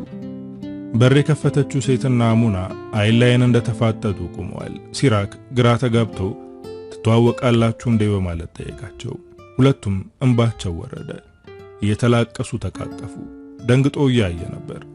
ይቺ ሴት ሐውለት ናት። ቅድም ስለሷ እየነገርኩ ነበር። እህቴም ጓደኛዬም ነበረች። የስደት ጓደይ አለቻት። ሁለቱም ለረጅም ሰዓት እየተላቀሱ ነበር። ሙና ወደ ሲራክ በመሄድ አንገቱ ላይ ተጠመጠመች። በጣም አመሰግናለሁ። አንተ ጋር በመተዋወቄ ደስ ብሎኛል አለችው። ያልሞተ ሰው ይገናኛል። ሁልጊዜም ማስብሻለሁ፣ በህልሜ ማይሻለሁ አለች ሐውለት። ሙናም በስስት እየተመለከተቻት እኔም ማስብሽ ነበር፣ ግን በምንም መንገድ ላገኝሽ አልቻልኩም አለቻት። ሐውለት እንባዋን ጠራርጋ በፈገግታ እያየቻት እና ህይወት እንዴት ነው? ልጅ ወለድሽ? ሽመልስ ጋር ተጋባችሁ? በማለት ጠየቀቻት። ሙና አንገቷን አከረከረች። ጓደኛዬ፣ የኔ ህይወት ፈርሷል። አንቺ ልክ ነበርሽ። ለራሴ መሆን ነበረብኝ አለች። ግራ የተጋባ ህይወት ነው የምኖረው። ይልቅ ያንቺን ንገሪኝ። ልጅሽ እንዴት ነው? አደገልሽ? ብላ ሙና ጠየቀች። ሐውለት ፈገግ ብላ አዎ ልጅ አድጓል፣ ትምህርት ቤት ገብቷል። ብታየው በጣም ጎበዝና ብልህ ነው። በዚህ እድሜው ለኔ ያስባል። ሐውለት ከአረብ ሀገር ስትመለስ እርጉዝ ነበረች። ቤት ሰርታ ለመቋቋሚያ ብር አጠራቅማ ነበር የተመለሰችው። ልጇ ትንሽ አደግ እስከሚልና ስራ እስከምትጀምር የሚያቆያት ገንዘብም ነበራት። ግን እንዳሰበችው አልቆያትም። ያመነችው የአቅቤ ምላስ ደላላ ገንዘቧን በልቶ ጠበቃት።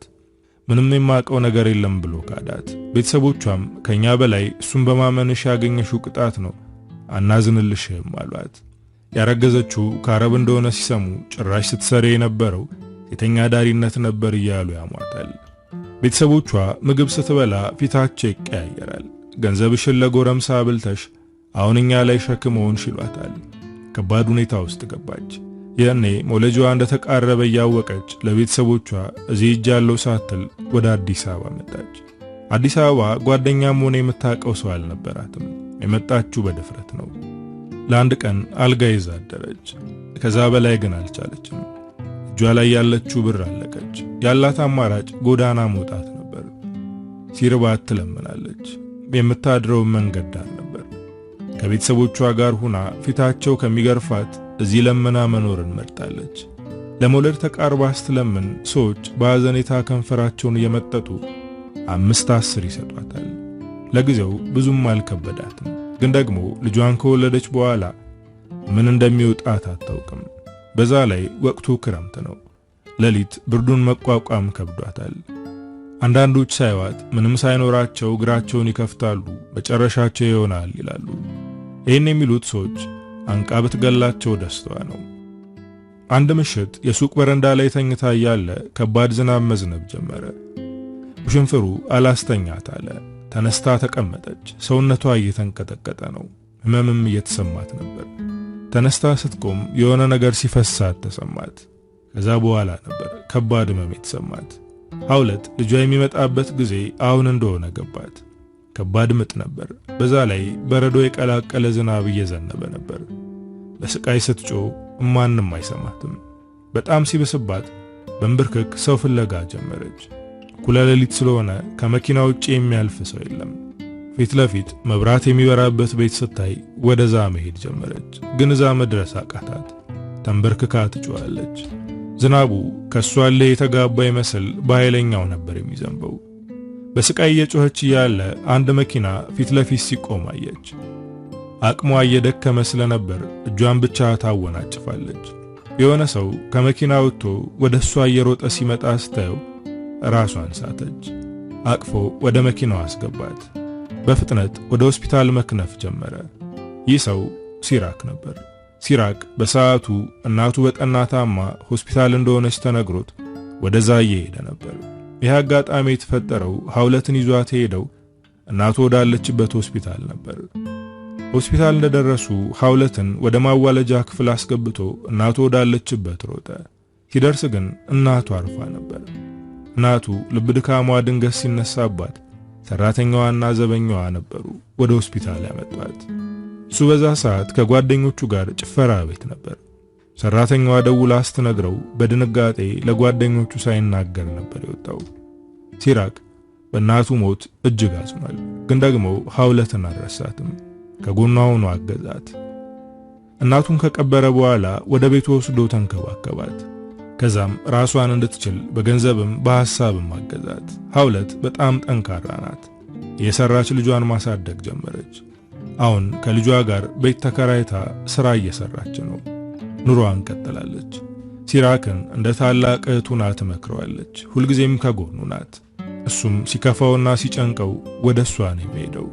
ከልጇ ጋርም በጣም ይግባባል። ሐውለት ያለፈችበትን ከባድ መንገድ ለሙና ነገረቻት። ሙና ስታዳምጥ የነበረው በእንባ ነበር። በጣም ጠንካራ ነሽ። እኔ በሆነን መቋቋምና አሁን አንቺ ያለሽበት ቦታ መድረስ አልችልም ነበር አለቻት። ሐውለት የሙናን እጅ ጨብጣ አንቺ ከኔ በላይ ጠንካራ ነሽ፣ ከማንም በላይ አውቅሻለሁ አለቻት። እነሱ ይህንን ሲያወሩ ሲራክ በዝምታ እያያቸው ነበር። ማሆን የልብ ጓደኛሽን አግኝተሻል፣ እኔ አላስፈልግሽም አይደል አለ በፈገግታ። ሙና ፈገግ ብላ በጣም አመሰግናለሁ፣ ውለታ አለብኝ አለችው። እናንተ አውሩ፣ እኔ የሆነ ቦታ ደርሼ ልምጣ፣ ስመለስ ከፈለግሽ ቤትሽ አደርስሻለሁ አላት። እሷም በሐሳቡ ተስማማች። እሱ ከወጣ በኋላም ወሬያቸው ቀጠለ። ሽመልስ እንዴት ነው ብላ ጠየቀቻት። ሙና አንገቷን በማቀርቀር እህቴን ሊያገባ ሽር ጉድ ላይ ነው አለቻት። ሐውለት በድንጋጤ ከዋለች። የፍቅር ስሜት አልነበረውም ማለት ነው? አንቺ ብቻ ነበርሽ የምትወጂው አለች። አላውቅም፣ እሱ እኔን ለማናደድ ብዙ ውሸቶችን እየፈጠረ ያናደደኛል። የሚገርምሽ ከእህቴ ጋር ሊያጣላኝ ስለፈለገ አንተን አትወድህም፣ ደላላው ጋር ፍቅር ጀምራለች፣ እሱ ይጂ ስላላት ነው ወደ አረብ ሀገር ሄደችው ብላትሽ ነግራኛለች። በዛ ሰዓት ከጎኔ የሆነ ያጽናናችኝና የተረዳችኝ እሷ ናት አለኝ። ሽመልስ ይህን ያክል ይዋሻል ብዬ አላስብም አለች። ሐውለት በዝምታ ስትመለከታት ቆየች። ሽመልስ አንቺና እህትሽ እንድትጣሉ የሚፈልገው ለምንድን ነው ብላ ጠየቀቻት። አላውቅም፣ ግን የራሱን ስተት ለመሸፈን ከእህቴ ጋር ለማጋጨት እየሞከረ ነው አለች። ምናልባት የሚናገረው እውነት ቢሆንስ አለች ሐውለት። ፈራ ተባያለች። ሙና ደነገጠች።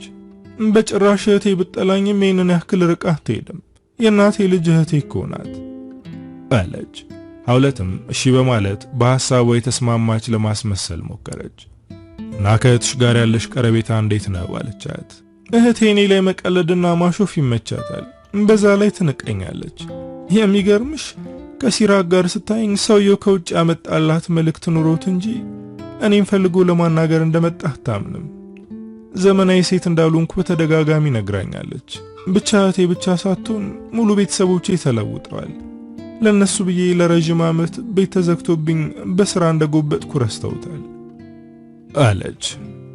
ከዛ አስጠሊታ ስደት ስትመለሺ ከኔ በተሻለ ጥሩ ሕይወት ይኖርሻል ብዬ አስቤ ነበር። ለማንኛውም አሁንም ለራሽ የምትሆኝበት ጊዜ አልረፈደም፣ ራሽን ትለውጫለሽ አለቻት። ሙና ግን በሕይወቷ ተስፋ ቆርጣለች። ከዚህ በኋላ የኔ ሕይወት አይስተካከልም፣ በዛ ላይ የምወደውን ሰው አጥቼዋለሁ፣ ጓደኛዬ የኔ ነገር ተስፋ የለውም አለቻት። ሐውለት በቁጣ ተናገረቻት። እንደዚህ አትበይ፣ ዓለም ላይ ያለው ወንድ እሱ ብቻ ነው እንዴ? ገና ወጣት ነሽ፣ በዛ ላይ ቆንጆ ነሽ። ስለዚህ እሱ የለም ብለሽ አትሰበሪ። እኔም ሲራክም ከጎንሽ እንሆናለን፣ ተደጋግፈን ይህንን ከባድ ጊዜ እናልፈዋለን አለቻት። ሐውለትና ሙና ከተገናኙበት ሰዓት ጀምሮ ሲያወሩ ነበር። ሲራክ ስራውን ጨርሶ ሲመለስ እዛው በተቀመጡበት እያወሩ አገኛቸው። ሰዓቱ እየመሸ ስለሆነ ላደርስሽ ወይም ከፈለግሽ ደሪ አላት። ሙና ግን አላድርም፣ መሄድ አለብኝ ብላ ተነሳች። ነገ መጣለው፣ ብዙ የምናወራቸው ነገሮች ይኖራሉ አለቻት። ተቃቅፈው ተሰነባበቱ። መኪና ውስጥ ከገቡ በኋላ ሙና ስሜቷ ተለውጧል። ቅድም ሐውለትን ከማግኘቷ በፊት ጭንቀትና ድብርት ውስጥ ነበረች። በዛ ላይ ይሄ ፈገግታ ተደብቆ ነበር። ይህንን የመሰለ ፈገግታ እንዳለሽ አላስተዋልኩም ነበር፣ ፈገግታሽ ያምራል አላት። እሷም ከልቧ ነበር ፈገግ ብላ ስታየው የነበረው። ሁሉም ነገር ጨልሞብኝ ነበር፣ አሁን ግን ትንሽ የተስፋ ጭላንጭል ይታየኛል አለች። እኔ ደግሞ አንቺ ላይ ትልቅ ተስፋ ነው የሚታየኝ አላት። እሷ ላይ ከራሷ በላይ የሚተማመነው ሲራክ ብቻ ነው። ነገ የሆነ ቦታ ወስድሻለሁ አላት። እሷም እየሳቀች ሌላ የጠፋ ጓደኛ የለኝም፣ ስለዚህ ማን ጋር ልትወስደኝ ነው አለችው። ነገራሽን ለመቀየር የምትጀምሪበት ቀን ይሆናል አላት። እንዴት ነው የምቀየረው? የምጀምረው እስከምን ነው አለችው። ለሷ አታስቢ ነው ያለው፣ አንቺ ብቻ ለመቀየር ፈቃደኛ መሆን አለብሽ አላት። እያወሩ ቤት ደረሱ። የግቢያቸው በር መኪናውን አቁሞ በቃ ጧት መጥቼ ወስድሻለሁ፣ ቁርስ ለምጋብዝሽ ቤት ውስጥ እንዳትበይ አላት። እሷም እሺ አለችው። ድጋሚ ልታመሰግነው ፈልጋለች። እኔ በጣም ብላ አረፍተ ነገር ስትጀምር አመሰግናለሁ ልትይኝ ከሆነ እሺ ተቀብያለሁ አላት። እሷም ፈገግ ብላ ወረደች። እሷ ከመኪናው ስትወርድ ሽመልስና ሰናይት ከግቢ ሲወጡ ተገጣጠሙ። ሲራክ እነሱን ሲያይ ከመኪናው ወረደ። አስተያየት ሰው የሚገል ቢሆን የሰናይት አስተያየት ሙናን ይገላት ነበር። ሲራክ ወደ ሙና ጠጋ ብሎ በቃ ደህና ደሪ፣ ጧት መጥቼ ወስድሻለሁ አላት። ሙና ፈገግ ለማለት እየሞከረች ምትዋወቃቸው እሷ እህቴ ናት፣ እሱ ደግሞ እጮኛዋ ነው አለች።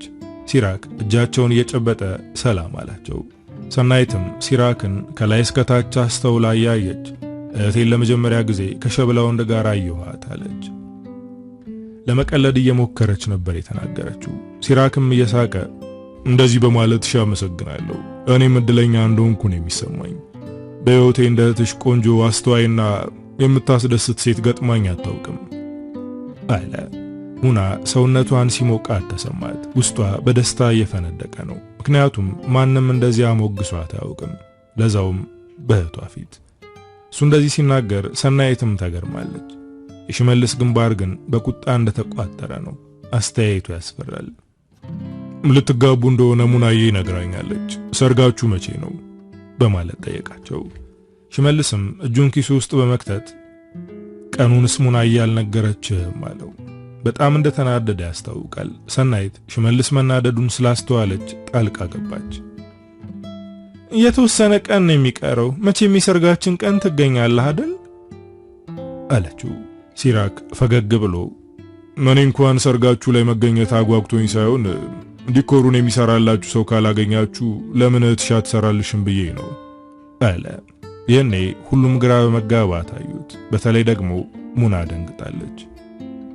እህቴኔ ማላቆሙ ያላት እንዴ ብላ በንቀት እያየቻት ጠየቀች። ሲራክ የሰናይት ሁኔታ አናዶታል፣ ግን መናደዱ እንዳያስታውቅበት በፈገግታ እየሸፈነ ነው። እህትሽ ጎበዝ ሴት ናት። በስሯ የምታስተምራቸው ብዙ ተማሪዎች አሉ። ከኔ ጋር ሼር የከፈትን የዲኮር ትምህርት ቤት አለ። እህትሽ ጎበዝ ሴት ናት። ራሷን ያስተማረችው ከተማሪዎቿ ጋር ነው አለ። ሰናይት አይኗ በቅናት ሲንቦገቦግ ይታያል። ሙና በድንጋጤ ሲራክን እያየችው ነው። ሽመልስም ሲራክን እየተመለከተው ነው። ሙና ይህንን በመደበቁ አንገረምም፣ ምክንያቱም በራሷ ዓለም የምትንቀሳቀስና የማንንም ምክርና ሐሳብ የማትፈልግ እንደሆነች እናውቃለን አለ ሽመልስ። ተሰነባብተው ሰናይትና ሙና ወደ ቤት ገቡ። እንደገቡ ሰናይት ድምጿን ከፍ አድርጋ ልጃችሁ ትልቅ ቢዝነስ እያንቀሳቀሰች እንደሆነ ታውቃላችሁ አለች። ሁሉም ግራ በመጋባት ይተያያሉ። ሙናም ወደ ሰናይት ዞር ብላ ትልቅ ብለሽ አታጋኙ እባክሽ እህቴ፣ ነገሩን እያፋጠንሽው ነው አለቻት።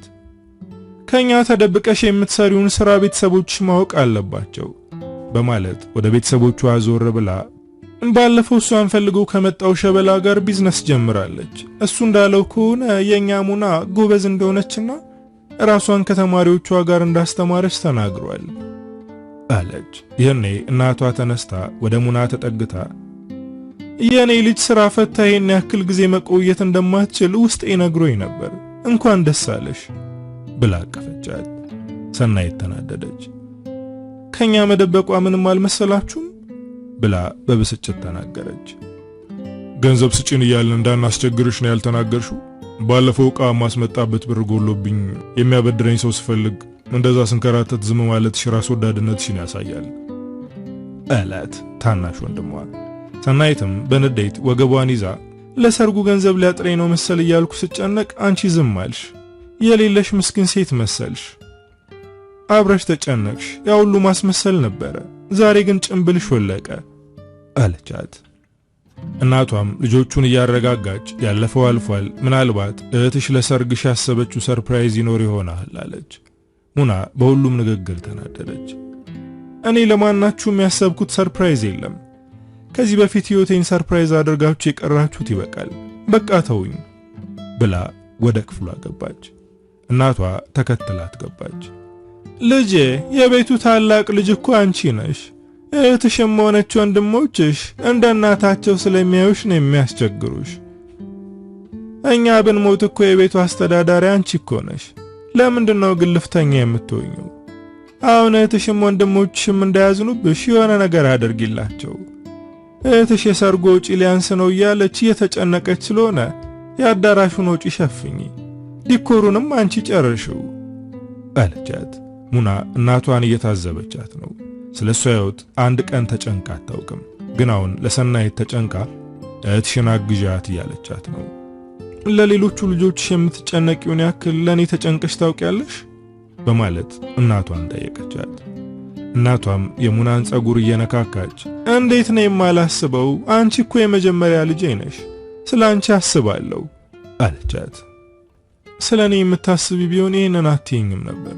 አንቺ እኮ እናቴ ነሽ። የሚሰማኝንና ያለውበትን ሁኔታ መረዳት ነበረብሽ። ልጄ ችግርሽን አካፊኝ ትይኝ ነበር። ግን አንቺ የሚያስጨንቅሽ የሌሎቹ ልጆችሽ ህይወት ነው። ሁላችሁም በህይወቴ ቁማር ተጫውታችሁብኛል አለቻት። ያበላሽንን እያስተፋሽን ነው። አባትሽ እንዳለው ዕድሜ ልካችንን በአንቺ ስንወቀስ ልንኖር ነው። አንቺ እኮ ልጃችን ነሽ። ይህንን አደረግኩ ብለሽ መናገር አልነበረብሽም በማለት በንዴት ተናገረቻት። እናታቸው ጮክ ብላ ስትናገር የሰሙት ልጆች በፍጥነት መጡ። እማዬንና አባዬን አቃጥለሽ ልገያቸው ነው። ቆይ አንቺ ምን አይነት ልጅ ነሽ? በማለት ሰናይት ሙና ላይ ጮኸችባት። ሁሉም በየተራ እየተነሱ ሲጮህባት በዝምታ ነበር ስታያቸው የነበረው። ለሚናገሩት ምንም መልስ ሳትሰጥ አልጋዋ ውስጥ ገብታ ተኛች። ሲደክማቸው ከክፍሏ ወጡ። የኔ ስቅስቅ ብላ ለቀሰች። ይሄ እንዲፈጠር ያደረገው የሲራክ ውሸት ነው ብላ አሰበች። ባንተ ውሸት ምክንያት ደምን ባያስለቀሱኝ ነው ብላ መልእክት ላከችለት። እሱም ወዲያው ነበር የመለሰላት። በእርግጠኝነት ለምን ደበቅሽም ብለው ነው። ከነሱ ደብቀሽ መስራትሽ ሳይሆን ያበሳጫቸው ከመጣሽ ጀምሮ ምንም ገንዘብ ስላልሰጠሻቸው ነው። ምክንያቱም ቤተሰቦችሽ እየተጠቀሙብሽ ስለሆነ ነው። ይሄ ሊገባሽ ይገባል። ሁሉም የከፈልሽው ዋጋ እንዲገባው ማድረግ አለብሽ የሚል መልእክት ላከላት። ሙና ሌሊቱን ሙሉ ስታለቅስ ነበረ። እያለቀሰች ሽመልስን ታስባለች። አሁን የሱ ቅፍ ውስጥ ብገባ ውስጥ የተነሳው ማዕበል ባንዴ ይረግብ ነበር ብላ አሰበች። ሲራክን ሲያዩ እንዴት እንደነበረም ማስታወሰች። ቀንቶ ይሆን ወይስ ምን ተሰማው ትላለች። አይኗ ሳይከደን ነግቶ ፀሐይ ወጣ። ተነስታ በቀዝቃዛ ውሃ ታጠበች። ልብስ እየለበሰች ያለ በሩ ሲንኳኳ ሰማችው። ሲራክ እንደሆነ እርግጠኛ ናት። ለባብሳ ከክፍሏ ስትወጣ ታናሽ ወንድሟ በሩን ከፍቶ ሲራክን እያናገረው ነበር። ሌሎቹ ሳሎን ተቀምጠዋል። ከዛም እናቷ ጠራቻት። ልጄ ቁርስ ሰዓት በይ ልትወጪ ነው እንዴ? ትንሽ ቅመሽ እንጂ አለቻት። እንደዚህ ብላት አታውቅም ነበር። ዛሬ ግን እናት ለመምሰል እየሞከረች ነው። የሙና አባት ወደሷ ጠጋ ብሎ ልጄ ይቅርታ፣ አንቺን ለማበሳጨት ፈልገን አይደለም። ላንቺ ምንም ማድረግ ባለመቻላችን ስለተጨነቅን ነው እንደዛ ስንሆንብሽ የነበረው። አንቺ ግን ጠንካራ ስለሆንሽ ራሽን አጠንክረሽ ቁመሻል። ኮርቼብሻል የኔ ልጅ ብሎ አቀፋት። ሰናይትም ወደሷ በመጠጋት ይቅርታ አቴ፣ ሁላችንም እዚህ የደረስነው ባንቺ ነው። ከዚህ በኋላ ከጎንሽ ሁኜ ስራሽን አግዝሻለሁ አለቻት። ከዛም ይሄን ለብሰሽ ነው ወደ ስራ የምትሄጂው ብላ ጠየቀቻት። ሙና ምን ማለት እንዳለባት ግራ ገባት። ሰናይት ፈጠነ ብላ እህቴ፣ እኔ ብዙ ዘመናዊ ልብሶች አሉኝ፣ ምረጪና ልበሺ፣ በእርግጠኝነት ካንቺ ጋር ይሄዳል አለቻት። የኔ ሲራክ በር ላይ ቆሞ ሙና እየረፈደ ነው መሄድ አለብን አላት። ሙና ደህና ዋሉ ብላ ወጣ ሄደች። የቤተሰቦቿ ሁኔታ ግራ አጋብቷታል። ያሏትን በሙሉ ለሲራክ ነገረችው። እሱም ፈገግ ብሎ አያት።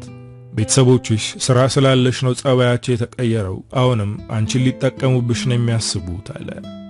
ምናልባት ጸጽቷቸው ቢሆንስ አለችው። እሱ ግን በእነሱ ድራማ አልተታለለም፣ በጭራሽ አልተጸጸቱም።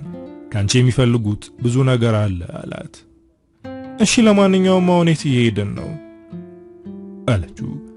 እሱም ዲኮር ወደሚሰለጥኑት ተማሪዎች እየወሰዳት እንደሆነ ነገራት። ከዛ በፊት ግን ወደ ሐውለት ሄደሽ የገዛውልሽን ልብሶች ማየት አለብሽ አላት። ሙናና ሲራክ አጋጣሚ ነው የተገናኙት፣ ግን ደግሞ ሕይወቷን መስመር ለማስያዝ እየሞከረ ነው። ግን ምን አድርጌልህ ነው ይህንን ሁሉ የምታደርግልኝ አለችው። እሱም እየሳቀ ድምፁን ቀይሮ አንቺን ለማዳን ከአምላክ የተላኩ መልእክተኛ ነኝ አለ። አትቀልድ፣ እኔ እውነቴን ነው የምጠይቅህ። ምናልባት አንድ ቀን ያንቺ እርዳታ ያስፈልገኝ ይሆናል። አሁን የማደርገው ቀብድ ነው አላት። አሁንም እየሳቀ ነበር የተናገረው። እኔ ምን ላደርግልህ እችላለሁ? ፈጣሪንን ውለታን ይክፈልህ አለችው። ከዚህ በኋላ በማዕከላችን ውለታ የሚባል ነገር የለም።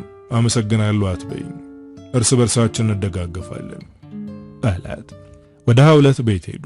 ሲራክ ከሐውለት ጋር ወደ ልብስ ቤት ሄደው ብዙ ልብሶችን ነበር የገዙት። የሚገርመው ሁሉም ልኳ ናቸው። ከሷም ጋር ይሄዳሉ። አዲስ የገዛላትን ልብስ ለብሳ ወደ ተማሪዎቹ ወሰዳት። የዚህ ድርጅት አጋር ናት፣ እሷም መማር ትፈልጋለች ብሎ ለመምህራኖቹ አስተዋወቃት። ሙና መጀመሪያ በጣም ፈርታ ነበር። በተለይ ሲራክ ስትጨርሺ መጥቼ ወስድሻለሁ ብሎ ሲወጣ ውስጧ በፍርሃት እየተረበሸ ነበር። ግን ተማሪዎቹም መምህሮቹም ቀለል ያሉ ስለነበሩ ፍርሃቷ ብዙም አልቆየም። ከነሱ ጋር ለመግባባት ብዙም አልቆየችም። ሲራክ ከዚህ ወጥቶ ወደ ዋናው ስራው ነበር የሄደው። የሚሰራው ጉምሩክ ውስጥ ነው። እዛ ውስጥ ኃላፊነት ቦታ ከተቀመጡት መካከል ነው። ይሄኛው የትርፍ ጊዜ ስራው ነው። መኪናውን አስነስቶ ሲሄድ ከኋላው ክላክስ እያደረገ ሊያስቆመው የሚሞክር መኪና እንዳላየ ማነው ብሎ ቦታ አይቶ መኪናውን አቆመ። ሲያይ ያስቆመው መኪና የሽመልስ ነው። ሽመልስ ከመኪናው ወርዶ ወደ ሲራክ ሄደ። ሁለቱም ፊት ለፊት ቆሙ። ምን ለማድረግ እየሞከርክ ነው? ሙና ገና ዛሬ መማር እንደጀመረች አውቃለሁ። እሷ ምንም ድርሻ እንደሌላትና ያንተ እንደሆነም አውቃለሁ አለው። ሲራክ በሽመልስ ንግግር አልደነገጠም። እና ምን ይፈጠር? ማወቅ የኔንም ሆነ የሙናን ሕይወት ላይ የሚፈጥረው ነገር የለም። በዛ ላይ እቷን ልታገባ ነው። አንተ ግን እሷን እየተከታተልክ ነው። ምን ነው ከሷ ጋር ያላለቀ ነገር አለህ እንዴ?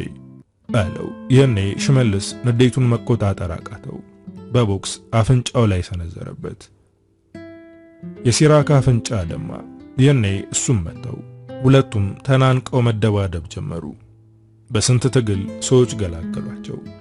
የሁለቱም አፍንጫ እየደማ ነው። ከገላገሏቸው በኋላ ሁለቱም ወደ ስራቸው ሄዱ። ሽመልስ ንዴቱ አልበረደም። ቤቱ ሲገባ ሰናይት እየጠበቀችው ነበር። አፍንጫውን ስታይ ደነገጠች። ምን ሆነ ነው አለችው። እሱም አይመለከትሽም በማለት በረዶ አውጥቶ አፍንጫው ላይ አደረገ። ሰው መጨነቅ ምን ሆነ ነው እያለች ትጠይቀዋለች።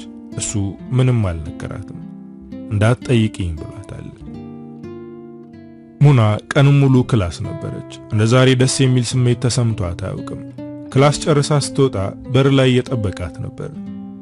በፈገግታ ተሞልታ ወደ ሲራክ ሄደች። ግን ወዲያው ፈገግታዋ ጠፋ። ምክንያቱም የሲራክ ፊት በልዟል። ምን ሆነ ነው አለችው። እሱም ምንም አልሆንኩም ብሎ ነገሩን ለማለባበስ ክላስ እንዴት ነበር አላት። እሷ ግን የሆነውን ጠየቀችው። ስራ ቦታ ለመግባባት ተፈጥሮ ነው አላት። ሙና አሁንም አላመለችውም። ማወቄ ስለማይቀር ብትነግረኝ ይሻላል ስትለው ነገራት። ከሽመልስ ጋር እንደተጣሉ በዝርዝር ነገራት። በጣም ተናዳለች። ግን ያልተናደደች እያስመሰለች ነው። በቃ ወደ ቤት ገብታ አረፍ በል፣ እኔም ስለደከመኝ ገብቼ አረፍ ልበል ብላ ግማሽ መንገድ ላይ ወረደች። እሱ ወደ ቤት ሄደ። እሷ ግን ወደ ሽመልስ ቤት ነበር ሄደችው። የግቢውን በር በኃይል አንኳኳች። ዘበኛው ከፍቶ አቤት ማንን ፈልገሽ ነው ሲላት ገፍታው ወደ ውስጥ ገባች። ወደ ቤት ስትገባ ከሰናይት ጋር ቁጭ ብለው ነበር። ሰናይት የሙናን መምጣት ስታይ ደነገጠች። ሽመልስም ደንግጦ ከተቀመጠበት ተነሳ። ሰናይት ወደ ሙና እያየች በድብቅ ትገናኛላችሁ ማለት ነው አለች። ሙና ወደ ሽመልስ በመጠጋት በጥፊ መታችው። ሰናይት ደንግጣ እያየች ነው። ምክንያቱም እህቷ እንደዚህ ስትሆን አይታት አታውቅም።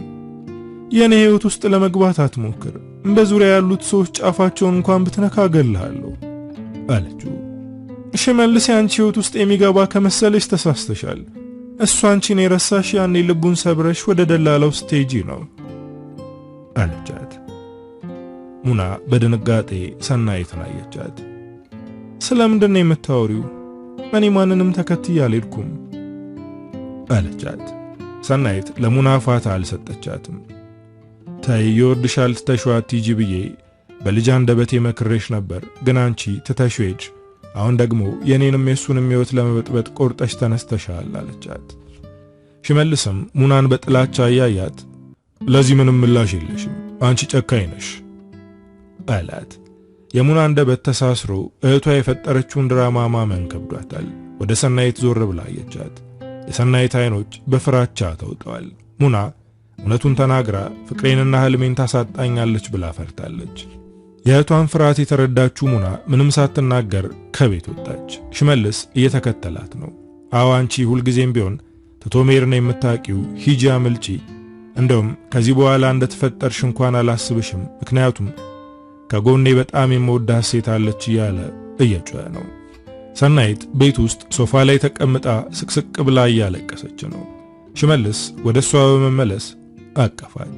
በጣም ይቅርታ፣ ውስጤ ላይ ፍቅር ሳይሆን ጥላቻ ነው ያለው። እሱን ማውጣት ስለምፈልግ ነው ይህንን የማደርገው። ይቅር በይኝ።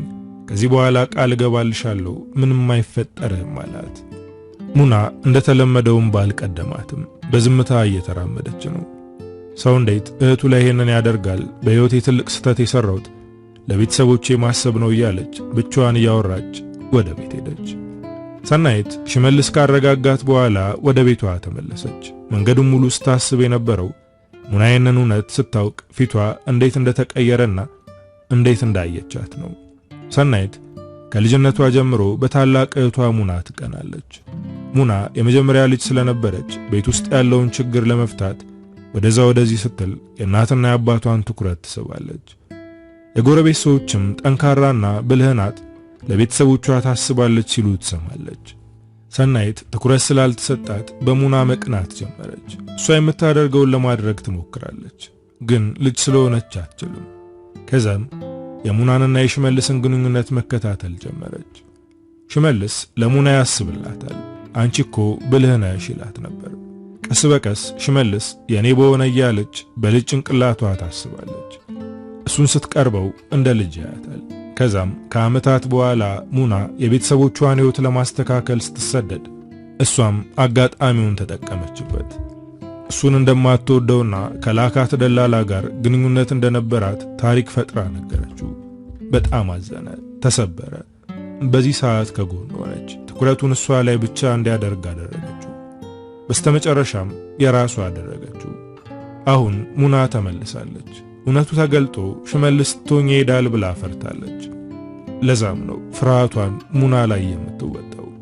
አሁን እንደ ድሮው ሙናን ለመሆን አትሞክርም። እሷ ፍርሃቷ የምታፈቅረው ወንድ ትቷት እንዳይሄድ ብቻ ነው። ሰናይት ይህንን እያሰበች ወደ ቤት ገባች።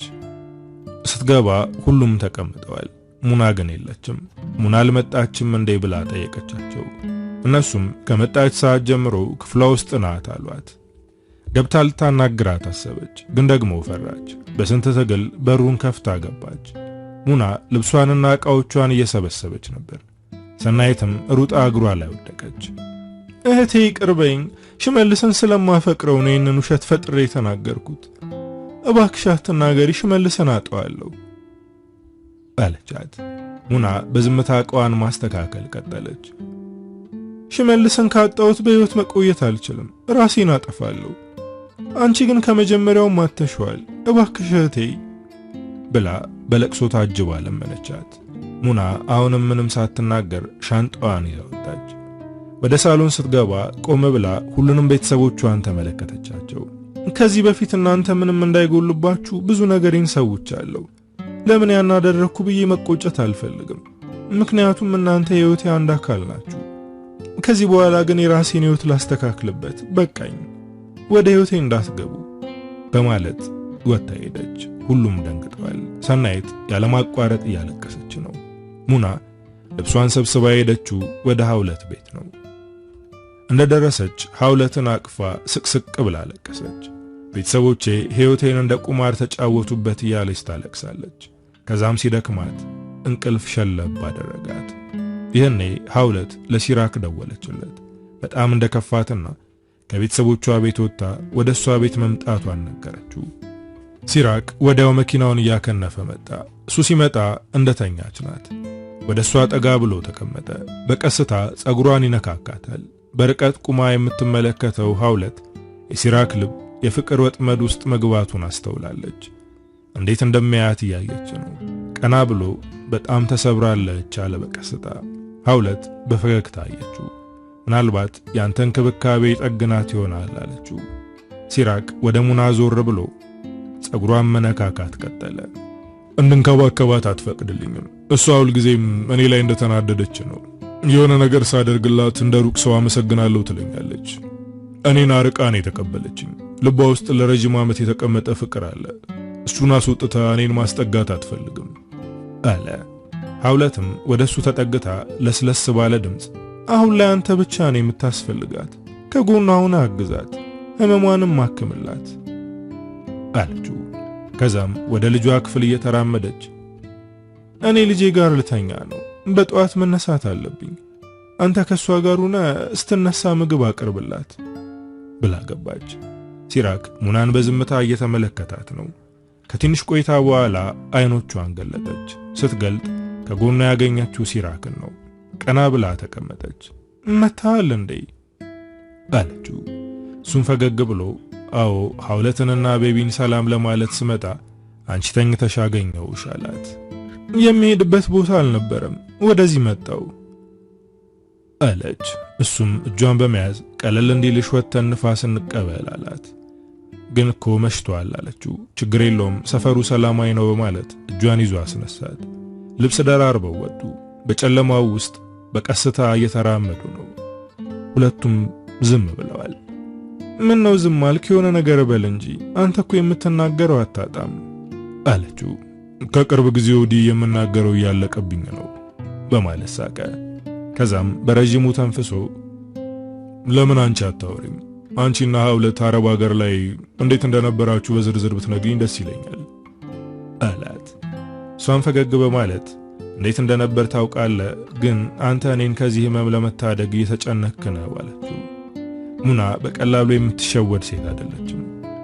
ምንም ብል አይሳካልኝም አለ። ይሳካልሃል፣ አንተ የምትናገረው ትክክል ነው። ቤተሰቦች አንቺን እየተጠቀሙብሽ ነው ያልከኝም ትክክል ነበር፣ ተጠቅመውብኛል። እህቴ ህይወቴን ቀምታኛለች፣ ፍቅሬን ወስደዋለች። ለሽመልስ የውሸት ድራማ ፈጥራ ከኔ እጅ ወሰደችው አለችው። ሲራክ ይህንን ነገር በዝርዝር ለማወቅ ጓጓ። እህትሽ ምን አደረገች ሲላት ሰናይት ያደረገችውን ሁሉ ነገረችው። እውነት ለመናገር ሲራክ በጣም ነበር የደነገጠው። እህቷ ላይ እንዴት እንደዚህ ታደርጋለች? እና ይሄ እኮ ቀላል ነው፣ እንኳንም እውነቱ ተጋለጠ እንጂ ሄደሽ ለሽመልስ ሁሉንም ነገር ተነግሪዋለሽ አላት። እሷም እርምጃዋን እየቆጠረች አልችልም፣ እውነቱን ለሽመልስ መናገር አልችልም። እህቴ ሽመልስን ካጣሁት ራሴን አጠፋለሁ ብላኛለች። የራሴን ፍላጎት ለማግኘት ብዬ እህቴን ማጣት አልችልም። የሰው ሕይወት መስዋዕት ከሚሆን የኔ ፍቅር ቢሰዋ ይሻላል አለች። ሲራክ በሙና የዋህነትና ርህራሄ እየተገረመ ነው። በጣም የተለየች ሴት ነሽ፣ ባንቺ መወደድ መታደል ነው አላት። ይህ ንግግሩ አስደንግጧታል፣ ግን ደግሞ ያን ያክል ትኩረት አልሰጠችውም። ወደ ቤት ሲመለሱ ትንሽ ቀለል ብሏት ነበር። ከዛ ቀን በኋላ ለተከታታይ ቀናት ከቤት አልወጣችም። እሱም ብዙ ጊዜ ስራ አይገባም። ሀውለትም ያን ያክል ወደ ስራ ቦታ አትሄድም። ሁለቱም እሷ ካለችበት ድብርት ውስጥ እንድትወጣ የሚችሉትን እያደረጉ ነው። ከዚህ በላይ የቆዘምሽ ቤት እንድትቀመጭ አልፈልግም፣ ራስሽን ማደስ አለብሽ፣ ወደ ክላስ መሄድ ግዴታ ነው አላት ሲራክ። ያለውበት ስቃይ ላንተ ቀላል ነው አይደል? ቀለል አድርገህ አትቆዝም ያልከኝ አለችው። ከዚህ በላይ ከተናገረ ስለምትበሳጭ ምንም ሳይናገር ከቤት ወጣ። እሱ ከቤት ቢወጣም መናደዱ አልቀረም። እየሰማሽው ነው አይደል? ያለውበትን ስቃይ መረዳት ከበደው እኮ፣ ቀለል አድርጎ መቆዘም ይበቃሻል አለኝ በማለት በብስጭት ለሀውለት ትነግራታለች። ሀውለት በጭንቀት ተነፈሰች።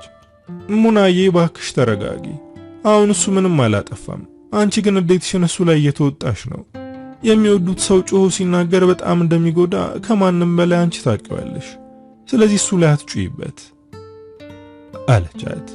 የሀውለት ንግግር ግራ ያጋባት ሙና አልገባኝም፣ አንቺ ደግሞ ምንድነው የምታወሪው አለች። ሀውለት ሙና መጀመሪያ መረጋጋት እንዳለባትና ከዛም እንደምትነግራት ነገረቻት። ሙና ብርጭቆውን አንስታ ውሃ ተጎነጨች። በትንሹም ቢሆን እየተረጋጋች ነው። በይንገሪኝ ምንድነው የማይገባ ነገር የዘባረቅሽው አለቻት። ሐውለትም ፈራ ተባ እያለች ማውራት ጀመረች። ሲራክ አንቺ ፍቅር ይዞታል አለቻት። የሙና ልብ በድንጋጤ ተመንጥቃ ልትወጣ ነበር። ታይ ተሳስተሻል፣ እኔ ሊወደኝ አይችልም። ሲረዳኝ አይተሽ ከሆነ እሱ ለሰው አዛኝ ስለሆነ ነው። የተቸገረ ሰው እንደሚረዳ ከኔ በላይ አንቺ ታውቂያለሽ። ስለዚህ ከኔ ፍቅር አልያዘውም አለቻት። ሐውለት እርግጠኛ ሆና ነበር ስትናገር የነበረው። ሲራክን ለረጅም ጊዜ አውቀዋለሁ። ጥሩ ሰው ነው። እንዳልሽው ከማንም በላይ አውቀዋለሁ። ለዛም ነው ይሄንን የነገርኩሽ። ላንቺ የሚሆነውን ለማንም ለሌላ ሲሆን አይቼው አላውቅም። ሙና ተነስታ በጭንቀት እየተንቆራጠጠች ያለ መግባባት ነው። አንቺ እንደምትዩ ፍቅር ውስጥ ቢገባ ይነግረኝ ነበር። እሱኮ ዘመናዊ ወንድ ነው፣ ፍላጎቱን በግልጽ ይናገራል አለቻት። ፍቅር ላይ ዘመናዊነት የሚባል ነገር የለም። ፍቅር መሃይም ምንም የማታውቂና ዝምተኛ ያደርግሻል። በእርግጥ እንደየሰው ይለያያል። አንዳንዱን እንደ እብድ ያደርገዋል። እህትሽን ተመልከቻት። በሽመልስ ፍቅር ስላበደች እህቷን ጎዳች። ይሄ እብደት ነው። ግን ምንም ቢሆን ፍቅር የያዘውን ሰው በአይኑ መለየት ትችላለሽ። ምላስ ሊዋሽ ይችላል፣ አይን ግን አይዋሽም አለቻት። ሙና አሁን ደግሞ በዚህ መጨነቅ ጀመረች። በነጋታው ሲራክ ሊጠይቃቸው መጣ። ሙናም ለስለስ ባለ አንደበት ማታ እንደዛ በጩኸት ስለተናገርኩ ይቅርታ አለችው። ፈገግ ብሎ ትላንት አልፏል፣ ዛሬ ላይ ነን፣ አሁን ላይ ሆነን ስለ ትላንት ማሰብ የለብንም በማለት አፍንጫዋን በጣቶቹ መታ አደረጋት። ሙና በሁኔታው ተገርማ ፈገግ አለች። ስራ ከመግባቴ በፊት ሰላም ልበላችሁ ብዬ ነው በቃ ልሄድ አለ። ሙና ካላስቸገርኩ ወደ ትምህርት ቤት ትወስደኛለህ አለችው። የሲራክ ፊት በደስታ በራ። ሐውለት ቀና ብላ ጠቀሰችው።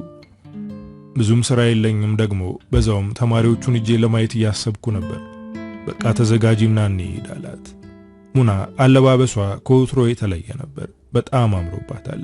ሲራክም በጣም አምሮብሻል አላት። አብረው መሄድ ጀመሩ። ሙና ካለችበት ድብርት ለመውጣት እየታገለች ነው። ዛሬም ዝምተኛ ሆነሃል አለችው። ምን ላውራ ብለሽ ነው በማለት ፈገግ አለ። እሷም ጉሮሮዋን ጠራርጋ እዛ አረቦች ሀገር እየሰራው ያለ ሴቷ አሰሬ ጭንቀት ውስጥ ስትሆንና ሲደብራት ባሏ ለራት ይዟት ይወጣል አለችው። እሱም መኪናውን እያሽከረከረ በጣም ይዋደዳሉ ማለት ነው አለ። እሷም ወደሱ ዞር ብላ ይገርማል፣ ሲመለሱ ድብርቷ ጠፍቶ ነበር የምትመለሰው አለችው። ሲራክ አሁንም በመገረም ሚስቱ ሲደብራት ምን ማድረግ እንዳለበት የሚያውቅ ባል ነው ማለት ነው አላት። ሙና በጣም ተናደደች። አልገባህም ወይስ የቀለድክብኝ ነው አለችው። ሲራክ ደነገጠ። ምን ነው ምን የተሳሳተ ነገር ተናገርኩ አላት። እሷም መደንገጡን ስታይ የሳቀች ላስደነግጥ ስላሰብኩ ነው፣ አይዞህ አትደንግጥ አለችው። የተሳሳቁ ደረሱ። ሷቻው ብለው ገባች። እሱም ከሰራተኞቹ ጋር ተነጋግሮ ሲጨርስ ወደዛኛው ስራው መንገድ ጀመረ። ዛሬ እዚህ ለመምጣት አላሰበም ነበር፣ ግን ሙናን ለማምጣት ሲል ሊመጣ እንደነበር ነገራት። መኪናውን እያሽከረከረ ለሐውለት ደወለላት። ሲያወራ በደስታ ነበር። ዛሬ ሁለታችሁም የደስታ አየር እየተነፈሳችሁ ነው አለችው። እሱም እየሳቀ ጓደኛሽ ቀልደኛ እየሆነች ነው በማለት አረቦቹ አሰሪዎቹ ሲደብራቸው ለራት እንደሚወጡ ከነገረችው በኋላ ጩሃ እንዳስደነገጠችው ነገራት። ሐውለት ሆዷን እስከሚያማት ነበር የሳቀችው። እሷ የሳቀችው ይሄ የሚያስቅ ቀልድ ሆኖ ሳይሆን የሲራክ ሞኝነት ነበር ያሳቃት። እሱ ግን የሚስቀው ሙና ባደረገችው ነገር ነው። ሙና አስቂኝ ሆናለች እያለ ይስቃል። መቼም በፍቅር የተያዘ ሰው ሞኝ አይደል የሚሆነው፣ በሚያስቀውም በማያስቀውም ይስቃል። ሐውለት ሲራክን አንተ ጅል፣ እሷ ቀልድ አይደለም የነገረችህ፣ እራት ይዛት እንድትወጣ እየነገረችህ ነው አለችው። ሲራክ መኪናውን ቀጥ አድርጎ አቆመው። ሐውለት ደነገጠች። ደህና ነህ አለችው። ደህናማ አይደለሁም፣ እንዴት ይሄ አይገባኝም አላት። ሙና ከተማሪዎች ጋር ለሻይ ረፍት ስትወጣ ያልጠበቀችው ነገር ገጠማት። ሙሉ ቤተሰቦቿ ውጭ ላይ ቆመው ነበር። ስታያቸው ደነገጠች። ወደ እነሱ በመሄድ ደህና ናችሁ፣ በሰላም ነው የመጣችሁት አለች። ሽመልስና ሰናይትም አብረው ናቸው። አባቷ ሲቃ የተናነቀው ልጄ ይቅር በይኝ አላት። እናትና ወንድሞቿም ይቅርታ ጠየቋት። ሰናይት ወደሷ ቀረብ ብላ እህቴ አንቺ ላይ የማየውን ነገር አድርጌያለሁ፣ ዛሬ በቤተሰቦቼ ፊት እውነቱን ተናግሬ ይቅርታ ጠይቅሻለሁ አለች። ሁሉም ወደ ሰናይት ዙረው ምንድነው እውነቱ? እህትሽን ምን አድርገሻት ነው አሏት። ሽመልስም ከሰናይት አንደበት የሚወጣውን ለመስማት ጓጉቷል። ሙና ሰናይት ከመናገሯ በፊት ቀድማ እህቴ በጓደኞቿ ፊት ሰድባይ ነበር፣ እናም እሱ ነገር የጸጸታት ይመስለኛል አለች። ሰናይት ግራ ተጋብታ ታያታለች። ሙና ለማቀፍ እጇን ዘርግታለች። ከዚህ በኋላ ከተሳደብሽ ይቅር አልልሽም፣ ለአሁኑ ይቅር ብዬሻለሁ ብላ ወደ እቅፉ አስገባቻት።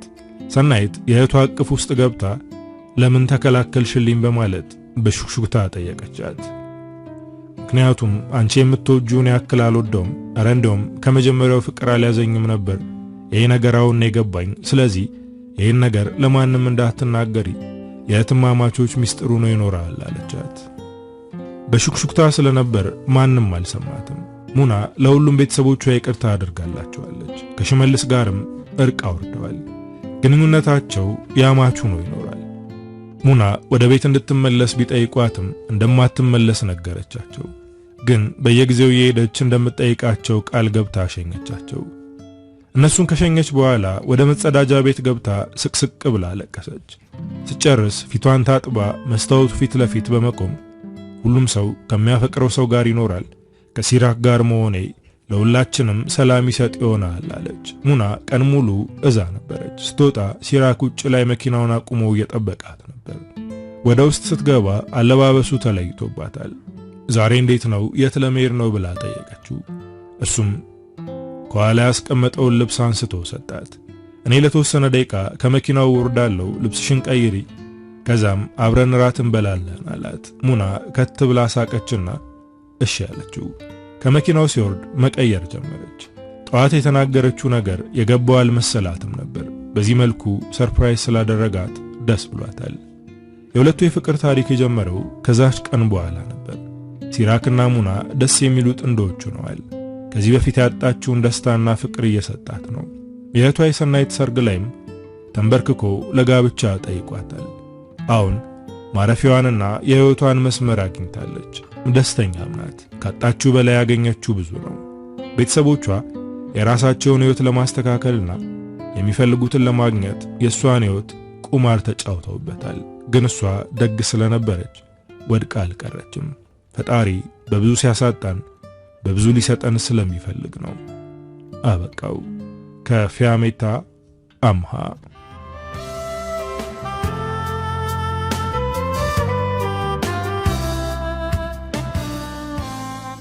እንግዲህ ወዶቼ ለዛሬ ይዤላችሁ የመጣሁት ታሪክ የሰማችሁትን ይመስላል። ታሪኩን እንደወደዳችሁትና በርካታ ቁም ነገሮችን እንዳገኛችሁበት እምነቴ ነው። ቻናሉን ሰብስክራይብ፣ ቪዲዮ ላይክ ማድረግ እንዳትረሱ።